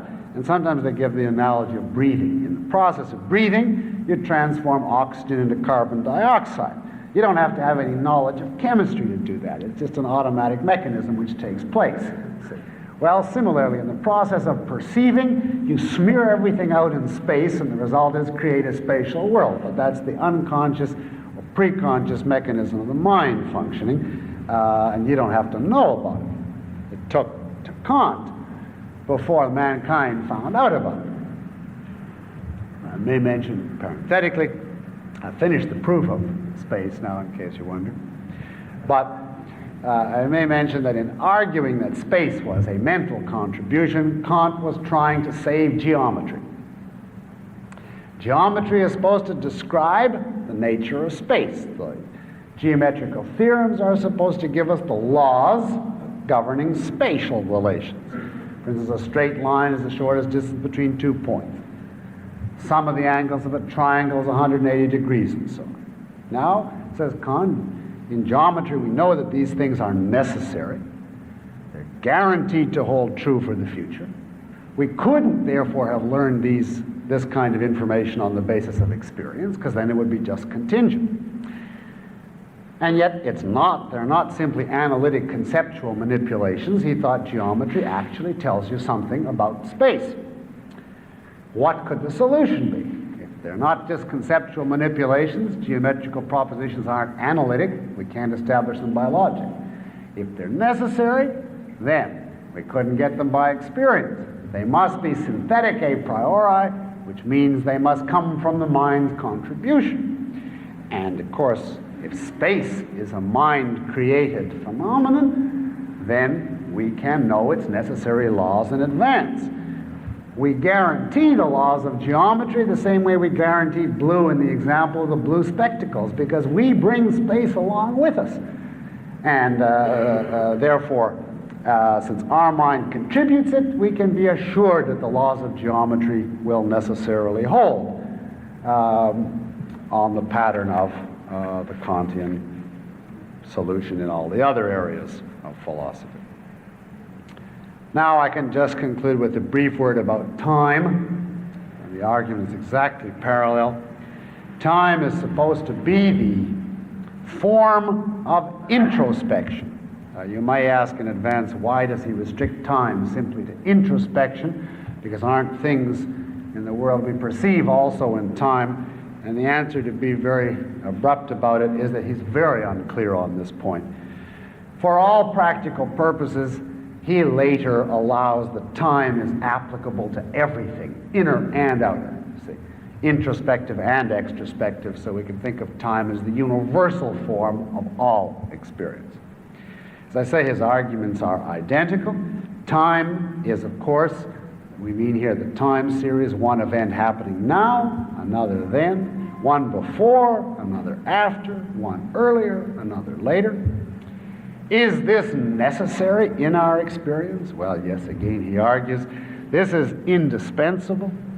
No matter what content you project, whether it's love, hate, red, cold, rough, smooth, snowball, or neurosis, it takes place sometime, now or then, sooner or later, etc. Time is therefore obviously necessary. Again, there's no special experience of time as such. You can't just experience a second. Time is a matter of relationships, and therefore it qualifies on the count that the mind can only contribute relational phenomena. And finally, again, he argues you could not derive the concept of time from experience if you didn't have that time filter in you in advance. Again, if the empiricists try to argue, well, why? We can look out and say one thing is happening now, and another is happening then, and another happens then, and then we simply abstract and form the concept time. Kant would say, well, what do you mean? How can you say one thing is happening now? Now means at a specific point of time. Then means at a different point of time. If we didn't have the concept time, we could not grasp it on the basis of experience, which is further confirmation that time is a subjective, mind-contributed phenomenon. Time and space, therefore, we conclude, are strictly forms of human sensibility. They have no metaphysical objectivity. They are not guides to reality. Now, you might say, is that all? And Kant answers, as far as the perceptual level is concerned, that's all. There's only two. If you ask him, well, how come there's no more? On the perceptual level, he says that's just a brute fact. That just happens to be the way human beings are constructed, that perceptually they must spread out their experiences in time and space, and that there's no more. If you ask, would all species that are conscious have to have time and space? His answer is certainly not. There may be species, for all we know, that don't smear out their data in time and space. They may do it by iddle and triddle. Don't ask me what iddle and triddle is, because as a human being I have to think spatially and temporally, you see, but they may have other mechanisms for relating the data. They may have dozens of them, for all we know. We happen, as human beings, to have just two, namely space and time, and that's just a brute fact. So much for a survey of Kant's arguments on the perceptual level. Of course, his central thrust is on the conceptual level. The heart of his alleged proof is what our a priori conceptual activities are. Those a priori concepts, as distinct from percepts, he calls the categories, and his proof of those, and then the ethics, which he preaches on the basis of it, will be our subject next week. For tonight, I've brought you into the Kantian world, and that's all I can do for now. Thank you.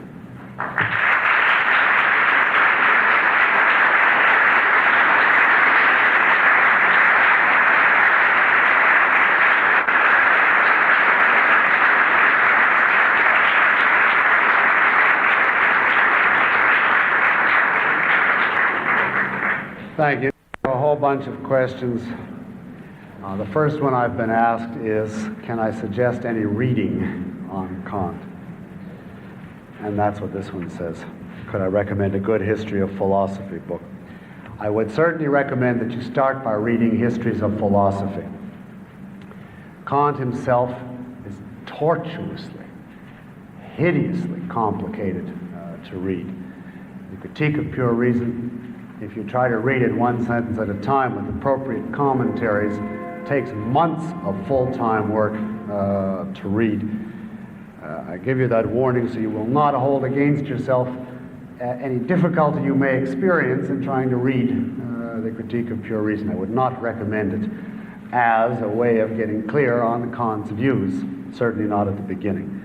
I'd suggest you begin with a couple of good histories of philosophy, where you simply read summaries of Kant. Now, I would recommend a number of histories of philosophy for those of you who want to do any reading. One, which I commonly recommend, by W.T. Jones, called The History of Western Philosophy, in which he has quite a good section on Kant. One by Gordon H. Clark called Thales to Dewey. One by Wilhelm Windelband, that's with a W, History of Philosophy. Those three, at least, read the summaries of Kant, and you will get some overview of his system. If you actually want to go through a step-by-step analysis of Kant's arguments in the Critique, they're the best, far and away, the best book I know is by Patton, H.J. Patton, P-A-T-O-N. It's a 2-volume work called Kant's Metaphysic of Experience. Kant's Metaphysic of Experience. And the 2 volumes is devoted to approximately the first 2/3 of the Critique of Pure Reason.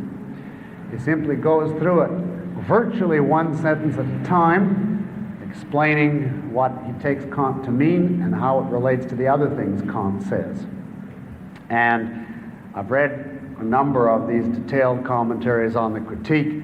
This is the one that I found clearest and most intelligible. So if you have the courage to go through that's the one I would recommend. But that's the presentation I'll be following throughout. Now I have a question. Could you repeat Kant's definition of objectivity? Yes, in the form that I mentioned it, a phenomenon is objective if it is the result of the inexorable, universal structure of human consciousness. It's objective if it's the result of the inexorable, universal structure of human consciousness. In other words, if a certain structure is built into the very nature of the mind, that's what we mean by inexorable. So it's not a matter of volition, you have no choice. And it's true, therefore, of every human being. For Kant, the resultant is objective. On the other hand, if something is a product of simply one human mind in an area which was volitional, then it is subjective. So that the objective amounts to the collectively subjective.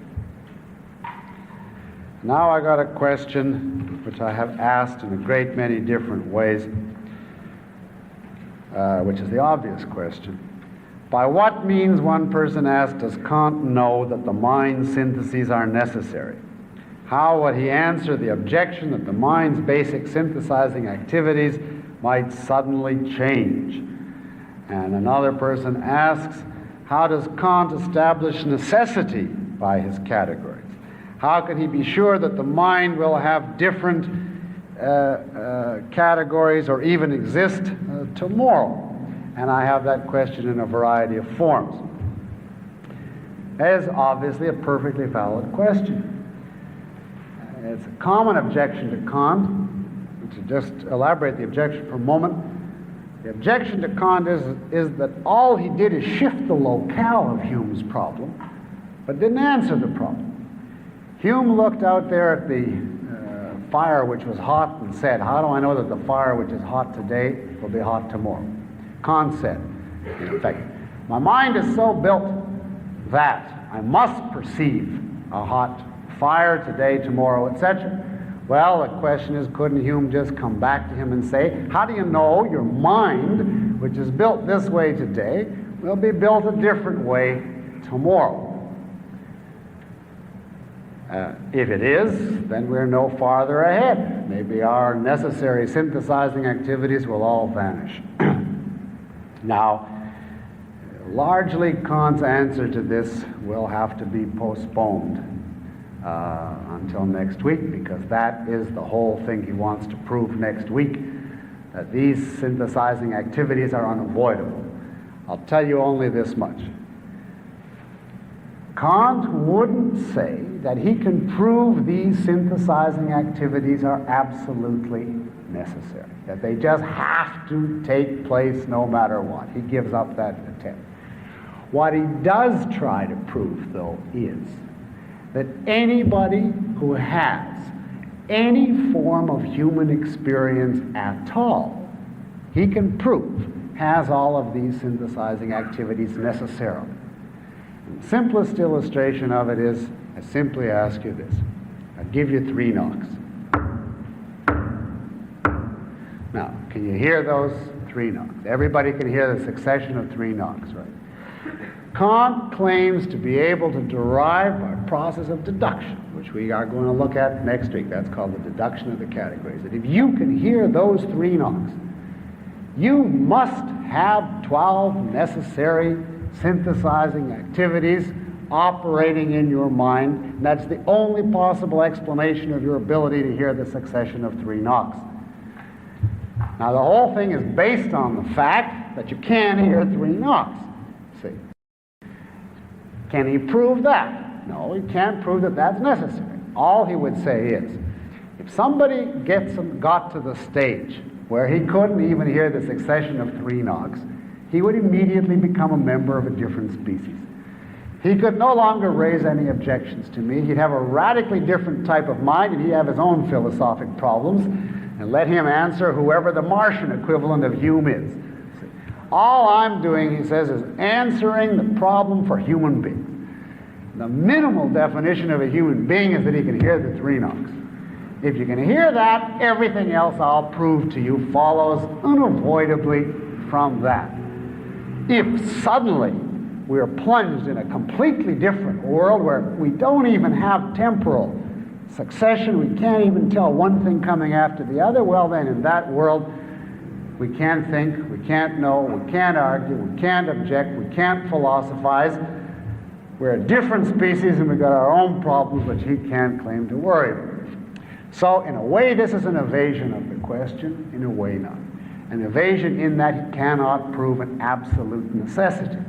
But not in that he says when this would happen, even the person who asks the question couldn't ask the question anymore. Because as soon as he asks a question, he has at least the ability to connect a few things, and that presupposes all of his categories. But for the full argument, that's the deduction of the categories we're going to prove next week, starting with 3 knocks and ending with 12 synthesizing activities. Now I have a question related to that. Do the mind and its categories exist in the noumenal or the phenomenal world? Well, about the categories we can answer without question. now I didn't introduce the word category. Category is Kant's name for the a priori synthesizing activities on the conceptual level. And there's 12. Those are definitely noumenal. We cannot perceive them. They're not accessible to experience. They exist beneath the level of experience. They are therefore noumenal.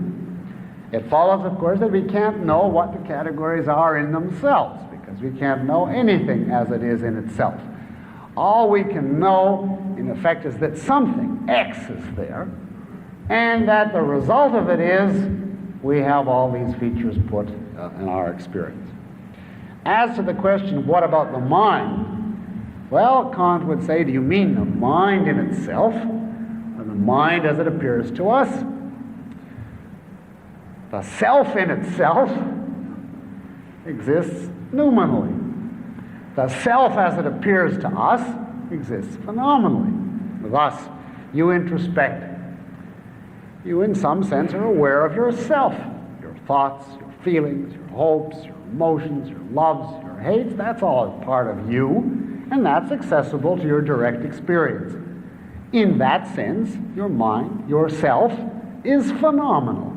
You can experience it by introspection. But, of course, that's just the way you yourself appear to yourself. And you can see that because even your introspective data are already governed by time. See, you have one experience and then another and then another. The self in itself, of course, is not temporal. That's noumenal, and therefore we can have no concept of it. In fact, there's a big question whether there is a distinction in reality between reality in itself and yourself in yourself, because quantity is applicable only phenomenally. So for all we know, there's only one gigantic self, of which all our phenomenal selves are just reflections. Kant didn't accept that thesis. Hegel did. Hegel's view, in effect, could, I don't know whether I was about to say simply, you couldn't put anything Hegel says simply, but his view would amount from this perspective to saying, let's just have one gigantic self, which is reality, and all of us are just expressions.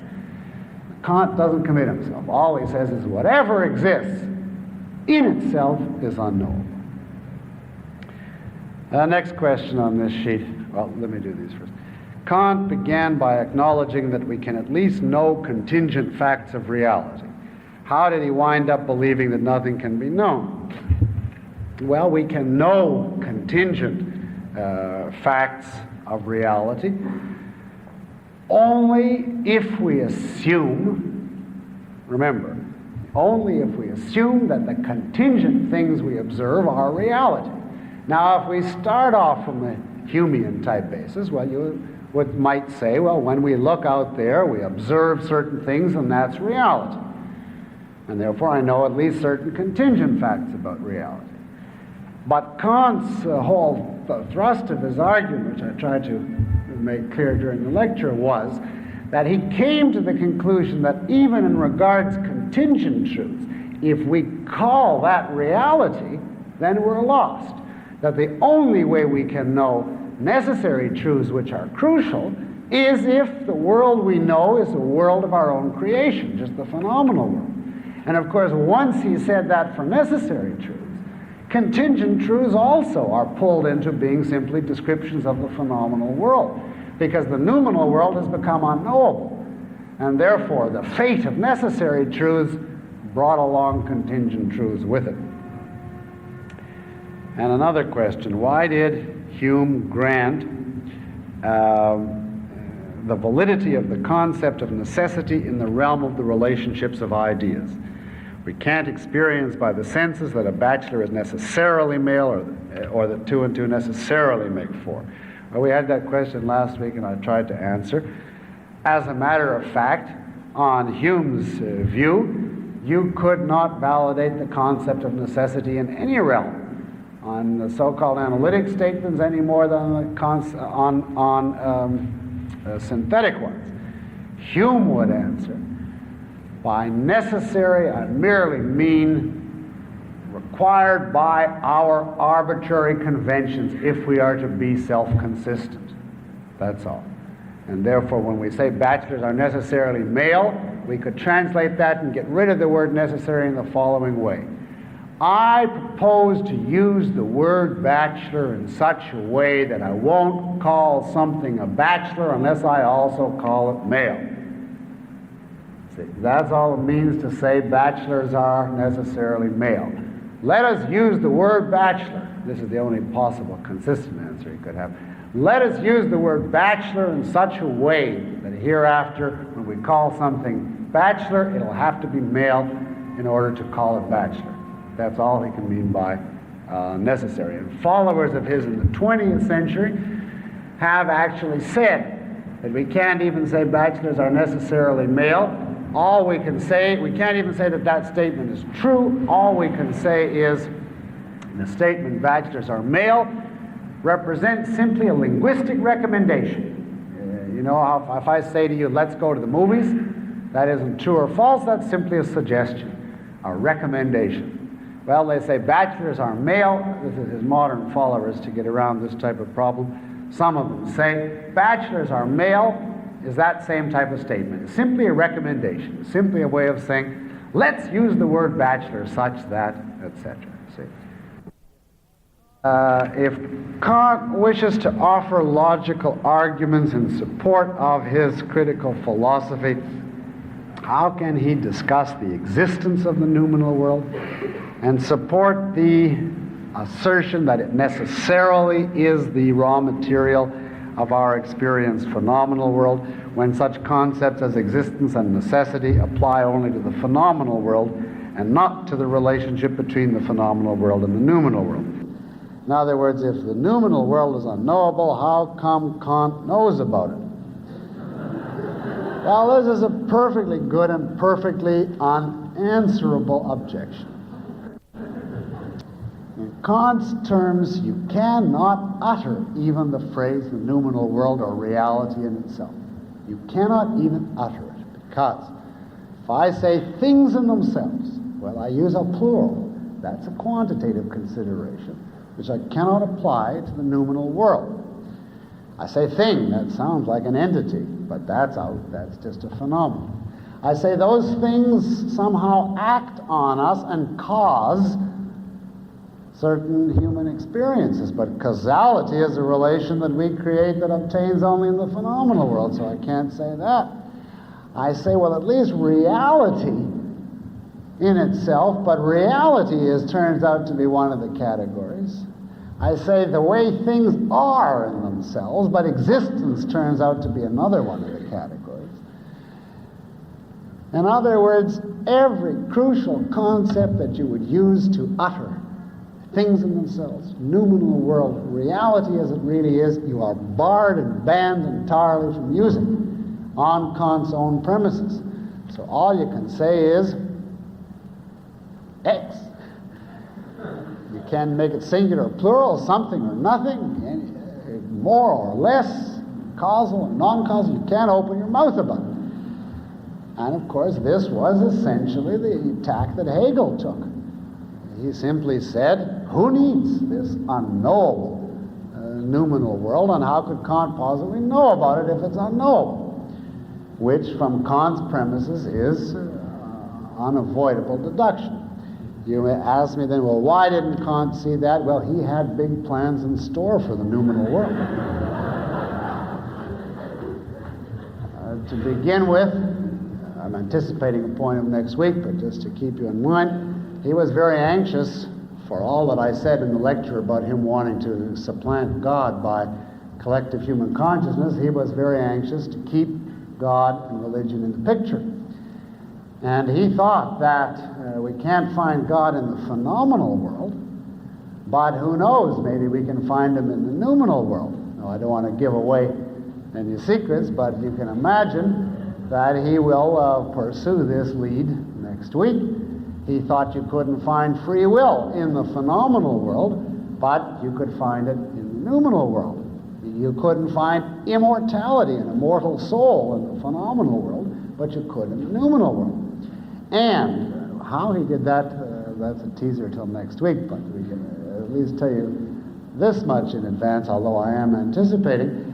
If someone says to him, oh, well, your beliefs in God and immortality and so on are irrational, Kant's immediate comeback is, you can't possibly argue against these beliefs.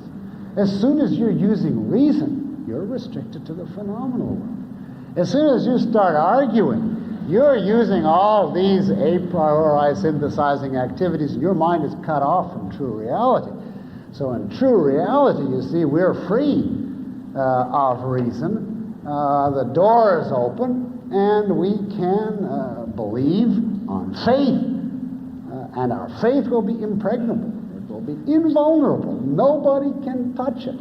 We can just throw out in advance all their arguments and objections by saying, oh, well, fine, it's all perfectly rational, but by that very reason it has no application to reality. We'll also see that ethics has a central connection to the noumenal world. So in other words, he had his own purposes, although in logic it is absolutely true that by the nature of his philosophy he shouldn't have kept the noumenal world. He was still, you see, to that extent, not a Kantian. He still had the noumenal world is the last vestige of reality in the history of philosophy. He still couldn't quite encompass the idea that the whole world is nothing but consciousness, and that there's nothing out there independent of consciousness. Hegel didn't have any difficulty imagining that. Kant is still in the 18th century, after all, in the age of reason, the Enlightenment, and he didn't want to get rid of reality altogether.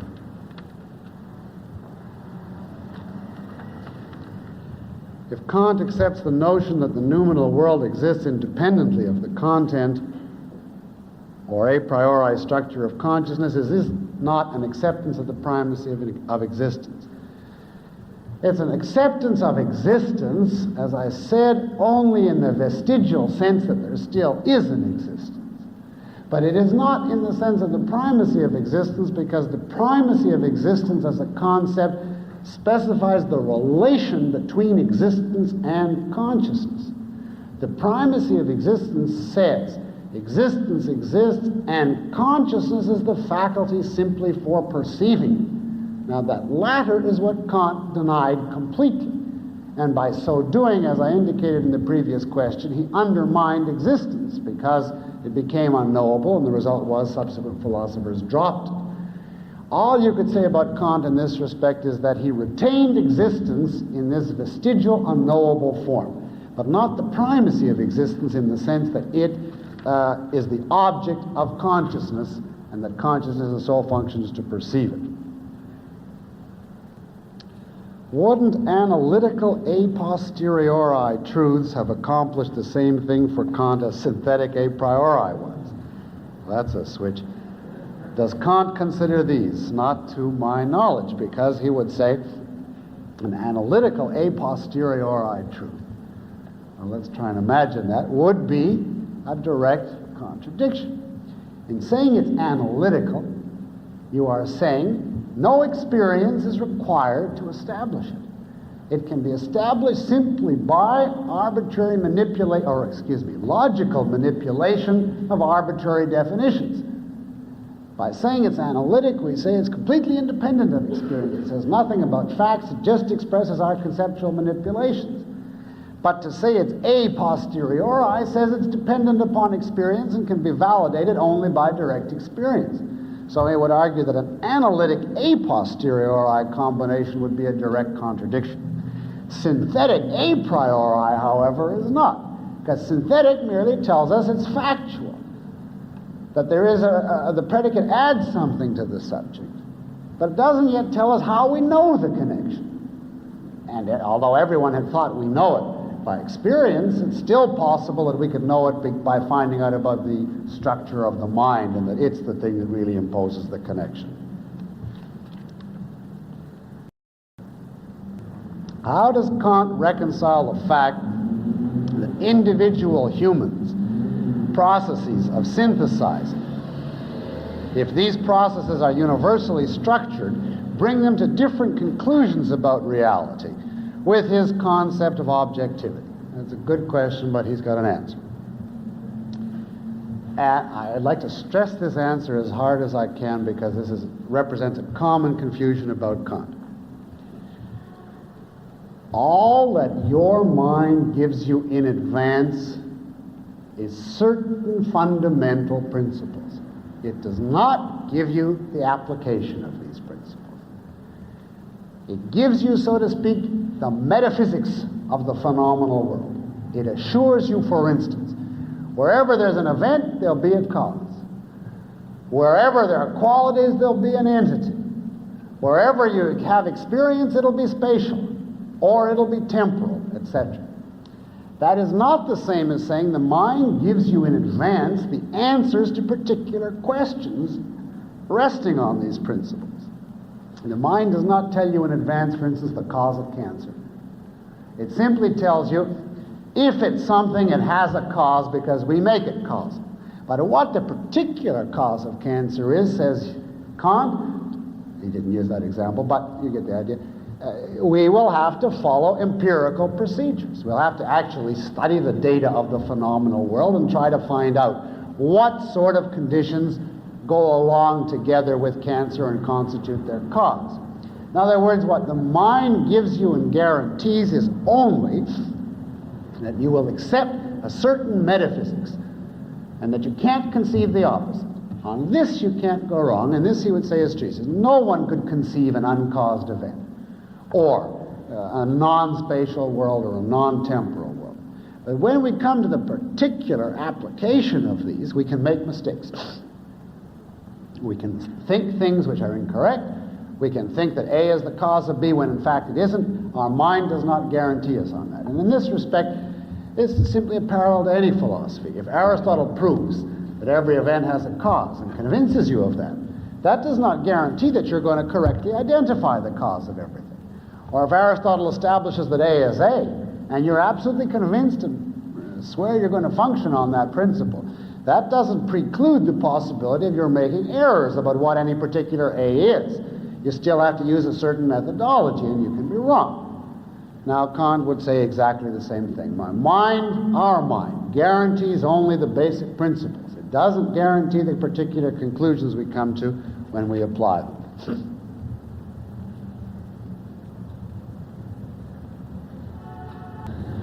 Would Kant say that the experience of the same things in themselves are processed in the same way, or would he say that the synthetic mechanism arbitrarily processes any experience? Well, you are trying to smuggle out of me a knowledge of things in themselves which can't be had. You're implying there are certain things in themselves which are one thing, and there are other things in themselves which are something else. And what happens when we take the same thing in itself as opposed to a different thing in itself? Now, we don't even know that there's more than one thing in itself. We don't even know that there's one thing in itself. We don't even know that it's a thing. So we cannot speak, and therefore you can't say the same thing in itself versus a different thing in itself. Same and different implies a something which has identity, which has certain characteristics as opposed to others, and that brings us all back into the phenomenal world. Therefore, there's no way to answer this question. It's not as though, in effect, things in themselves are divided into three categories, and three sets. And when set A acts on us, one set of filters processes it, and when set B another, and set C another. Who could know that? Because we can't know anything about things in themselves. Now, so the second half of your question, would you say that the synthetic mechanism arbitrarily processes any experience? To be exact, you'd have to correct that as follows. The synthetic mechanism doesn't process experiences. It processes the unknowable data, and experience is the result of the processing of that data. Nor does it do it arbitrarily, according to him. It does it inexorably, by the very nature of the human mind itself. All of these mechanisms operate in any experience. All of them operate in any experience.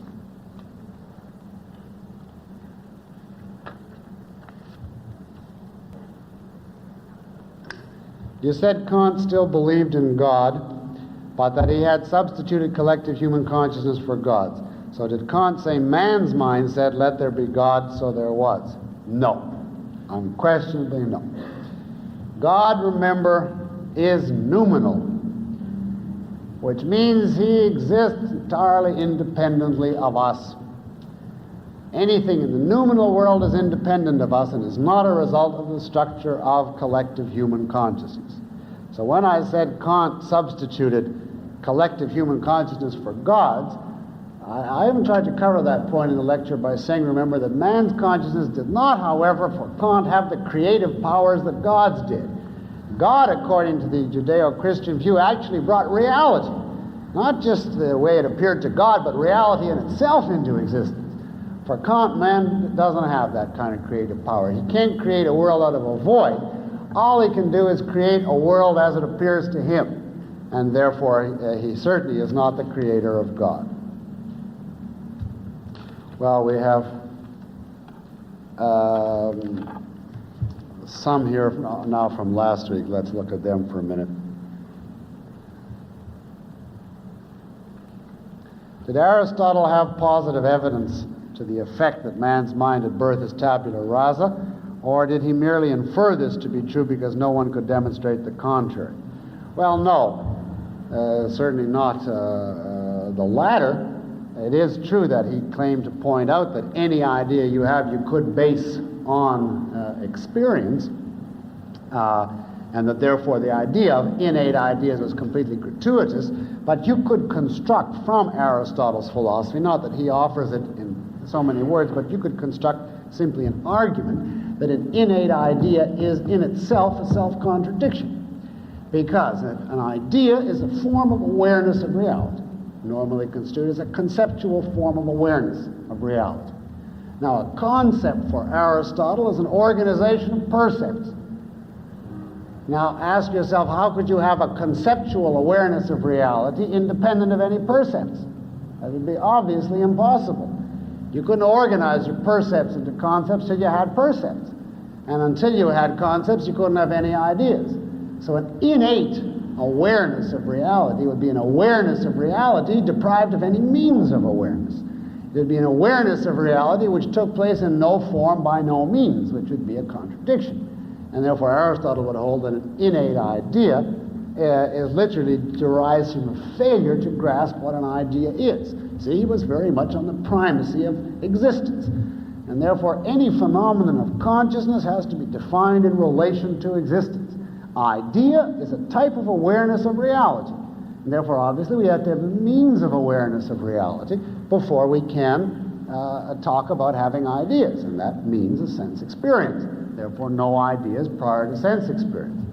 Where do the idea of innate ideas comes from? Really from the primacy of consciousness, from the idea that consciousness is a self-contained entity, detached from reality, that its function is not to perceive reality, but merely perceive itself, merely look inward. And then, of course, for those philosophers who hold that view, they have to have something inside to look at. And an idea, they construe, in effect, it's a little mental entity inside your head that you look at, and which, on that model, of course, since it's cut off from reality, there's no reason why you couldn't have dozens of them. Except, of course, the question is then, what are the ideas of?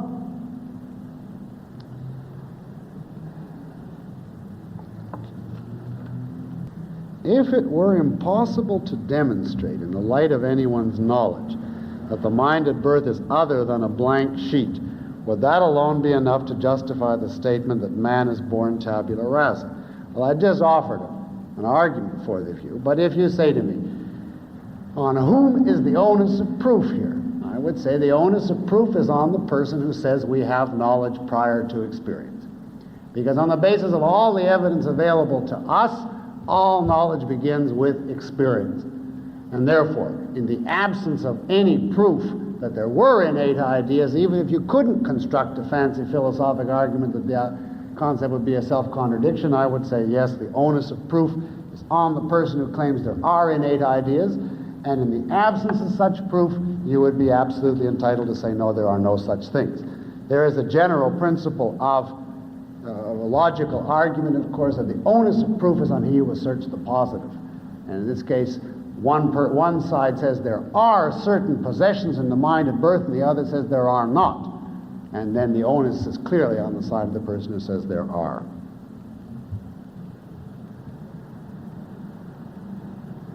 what schools of empiricism considered conceptualization valid and would therefore be able to claim that space can be observed. The second part doesn't exactly follow from the first. In a broad way, there are, you could say, three different types of empiricists in this respect. There is the Aristotelian type, which claims, calling empiricism now the view that all knowledge begins with sense experience, but leaving open what's the nature of all processes of knowledge subsequent to that. On the one hand, there is the Aristotelian type, which holds that we start with sense experience, we then form concepts which are objectively based on sense experience, and which are not arbitrary or subjective, and which then goes on from there. There is then a minor type, some empiricists hold, a theory of universals known as conceptualism, which I did not mention last time, because it's a minor transitional type of school which did not last. It had its main advocates in the 17th and 18th century. You can find elements of it in John Locke, as you can find elements in him of just about every theory of universals. But the conceptualists you could think of as being between Aristotle and the nominalists. They agree with the nominalists that concepts are arbitrary in the sense that they're not objectively based on facts of reality, but they say that concepts are not simply the name for images or sense data, that in some sense we can have truly general ideas, truly abstract ideas, as distinct from simply nominalist, sensualist images and sense data. In that sense, they try to hold on to man's ability to form concepts while depriving concepts of any external metaphysical foundation. Because they deprived it of any metaphysical foundation, of course, this position didn't last and led straight to nominalism, which is the third main type here on this question, who regarded conceptualization as distinct now from sensing or having images as invalid. That's the Humean position. Now the question goes on, and which school would therefore be able to claim that space can be observed? Well, all empiricists would say that spatial relations can be directly observed. Even Hume said that.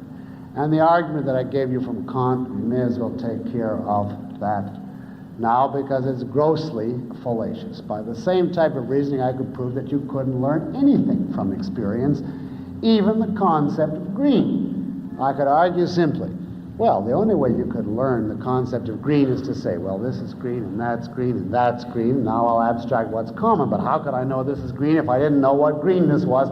Therefore, I have to have greenness innately. Now, Plato, at least, was more reputable in this respect. He held that all concepts were innate on the same type of argument. He didn't bother to distinguish out space and time. He said the whole works are innate on the basis of that type of reasoning. Obviously, what is fallacious? Take it first on the green case. I do not have to be able to say this is green in order to perceive that color. I wouldn't know what to call it if I don't have a concept. I wouldn't have categorized it yet. But I don't need any conceptual apparatus whatever to open my eyes and see the color. And I can see, this is simply a straightforward Aristotelian view. I can see it in this instance, and that instance, and that instance.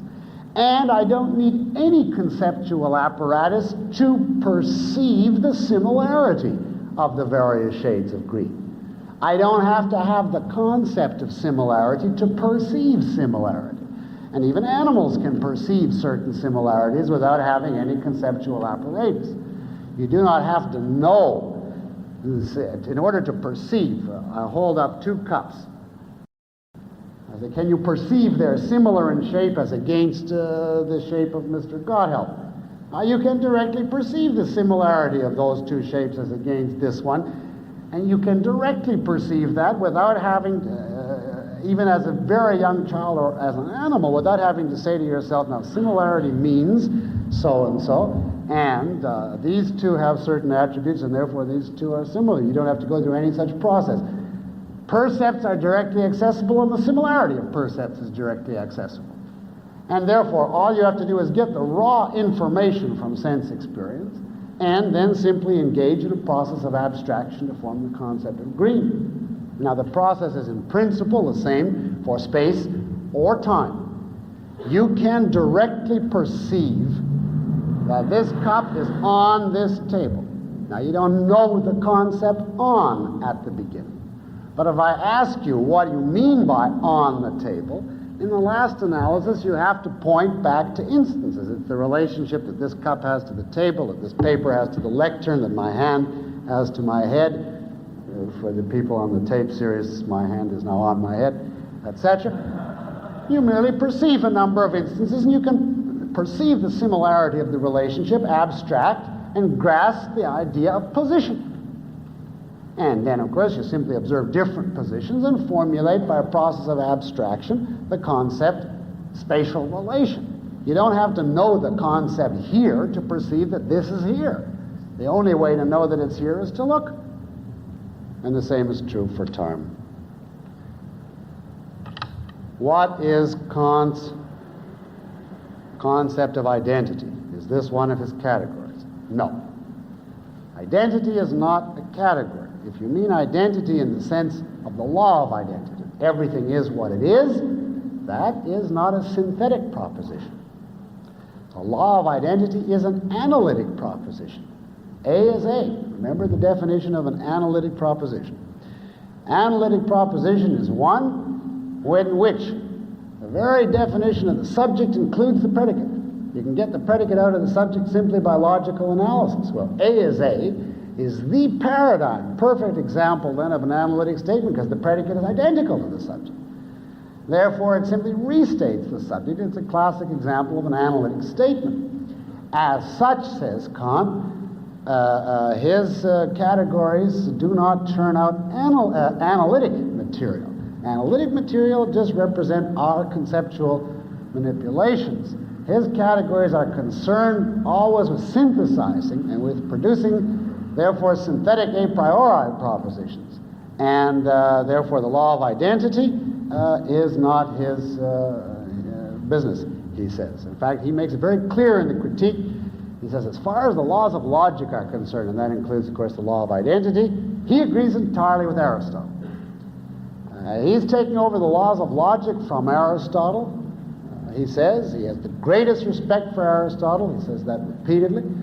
He wouldn't dream of tampering with the laws of logic and so on, and he proceeds to try to use them in his proof, which we're going to look at next week, of the categories. So he says his whole system rests upon Aristotelian logic, and he wouldn't think of touching it. The division of labor, as he saw it, is in effect Aristotle took care of analytic truths, and he, Kant, is going to take care of synthetic truths, you see. Now, needless to say, this is a hopeless division of labor. And I mean not only because the whole analytic-synthetic distinction is invalid. Now, Kant, when he uses logic, is actually using the laws of logic as a complete stolen concept, because on his philosophy he has no way whatever of establishing. We can explore this for a moment, since this is a point that will not be in the lectures, but it's a significant point on Kant. Aristotle claimed that he arrived at the law of identity, the law of contradiction, excluded middle, by directly perceiving reality.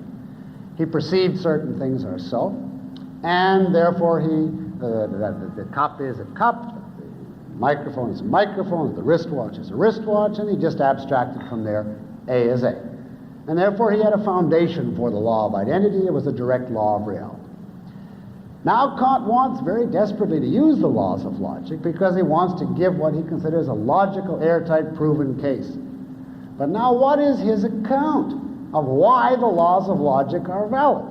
They no longer can be valid because they correspond to facts of reality, because reality is now unknowable. So what must be Kant's account of logic? Well, he hints at it in his book on logic. He suggests it unclearly, and his later followers made it fully clear. The general Kantian view on logic is this. Laws of logic are not laws of reality. They are laws of human psychology. They are laws governing how human beings necessarily have to think when they analyze concepts, when they engage in deductive reasoning. And therefore, what is the justification for the laws of logic?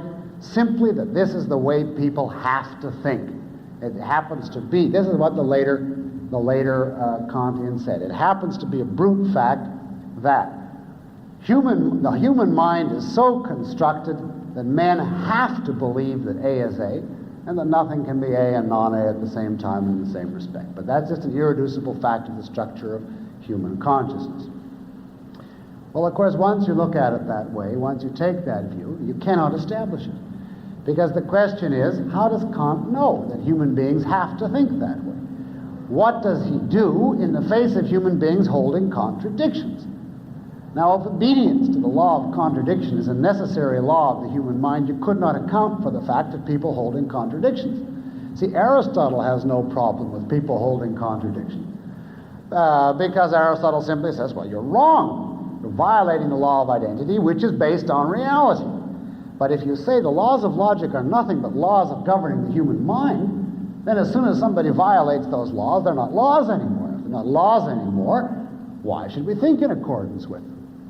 Just in the same way, if you say the law of gravity is a law governing the behavior of matter, and if things started to violate it, you would have to say, well, so much the worse for the law of gravity then. It isn't true. And Kant's view on logic reduces it simply to the way people actually think, and since, in fact, people can hold contradictions, he destroys the foundation of logic and is left in the position that he can't justify the very laws of logic he's using for his inferences. Do we have any brief ones?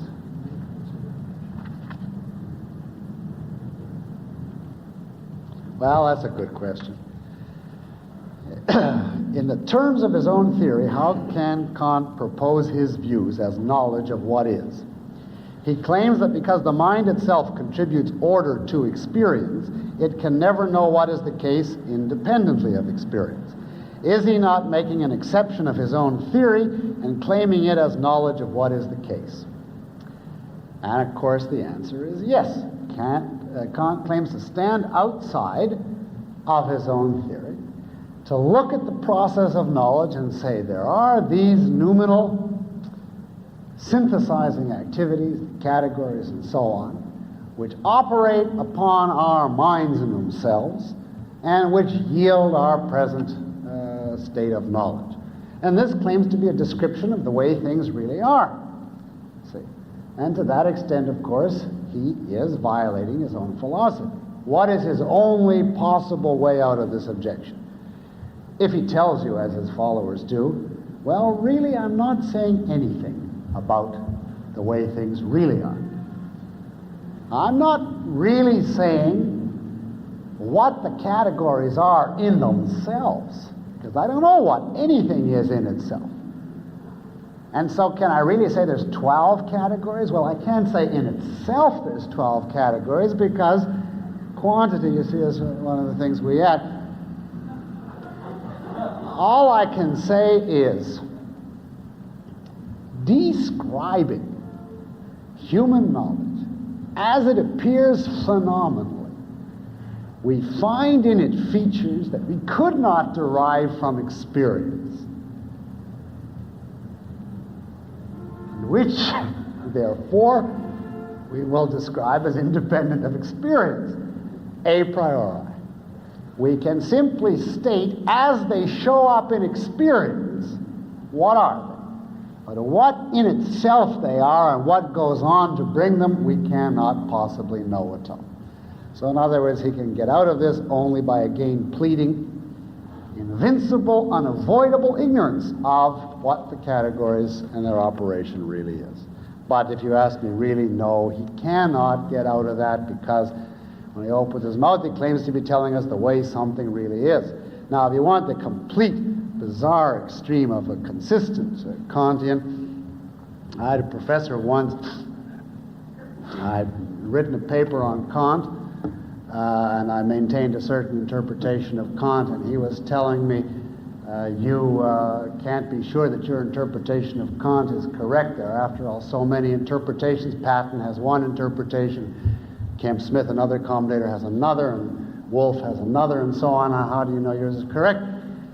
So I said what I thought was humorous. I said, you mean we can never know the noumenal Kant, just the phenomenal Kant? Which I thought was a joke, you know, that it was reductio ad absurdum, and he said, absolutely right. He said, that's very well put.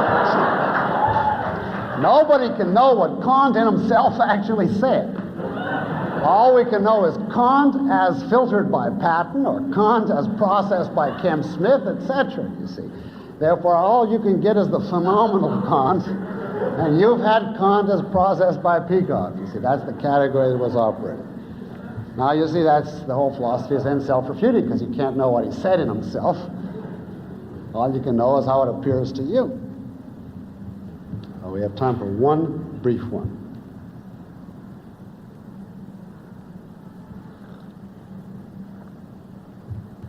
This isn't brief, but I can't resist it.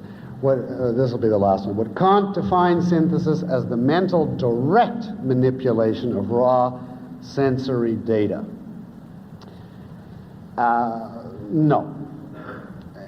There's several things wrong with that. First of all, by the time you say sensory data, it's already been processed. Remember now, you mustn't think that there's a reality out there which operates on our eyes, ears, and so on. Our eyes, our ears, our tongue, our sense organs are products of the categories operating on noumenal data, so that the senses themselves are phenomenal.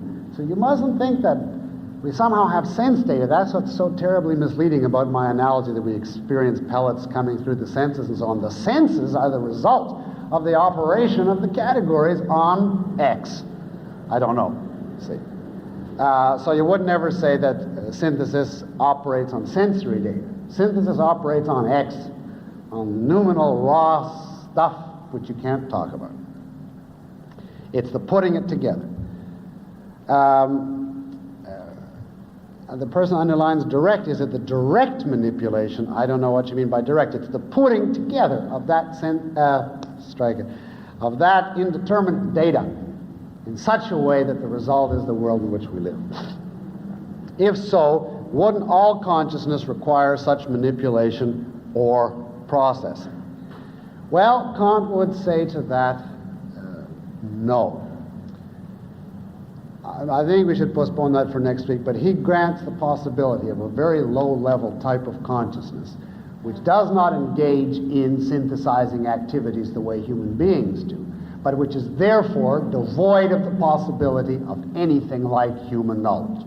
All he would say is that any consciousness which has anything like human knowledge has to engage in these synthesizing activities. But, for instance, if we take just the three-knock example, he would hold that it's in theory possible that there could be a being that could hear the first knock. And then by the time the second knock came, the first one was completely vanished.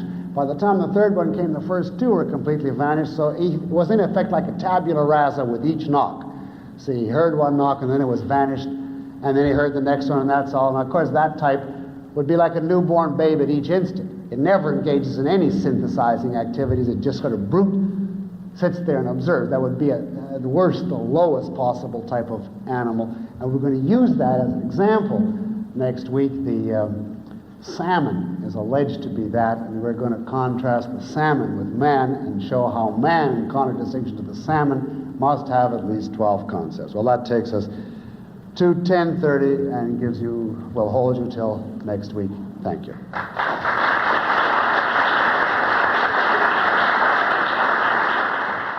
This course continues with Lecture 3.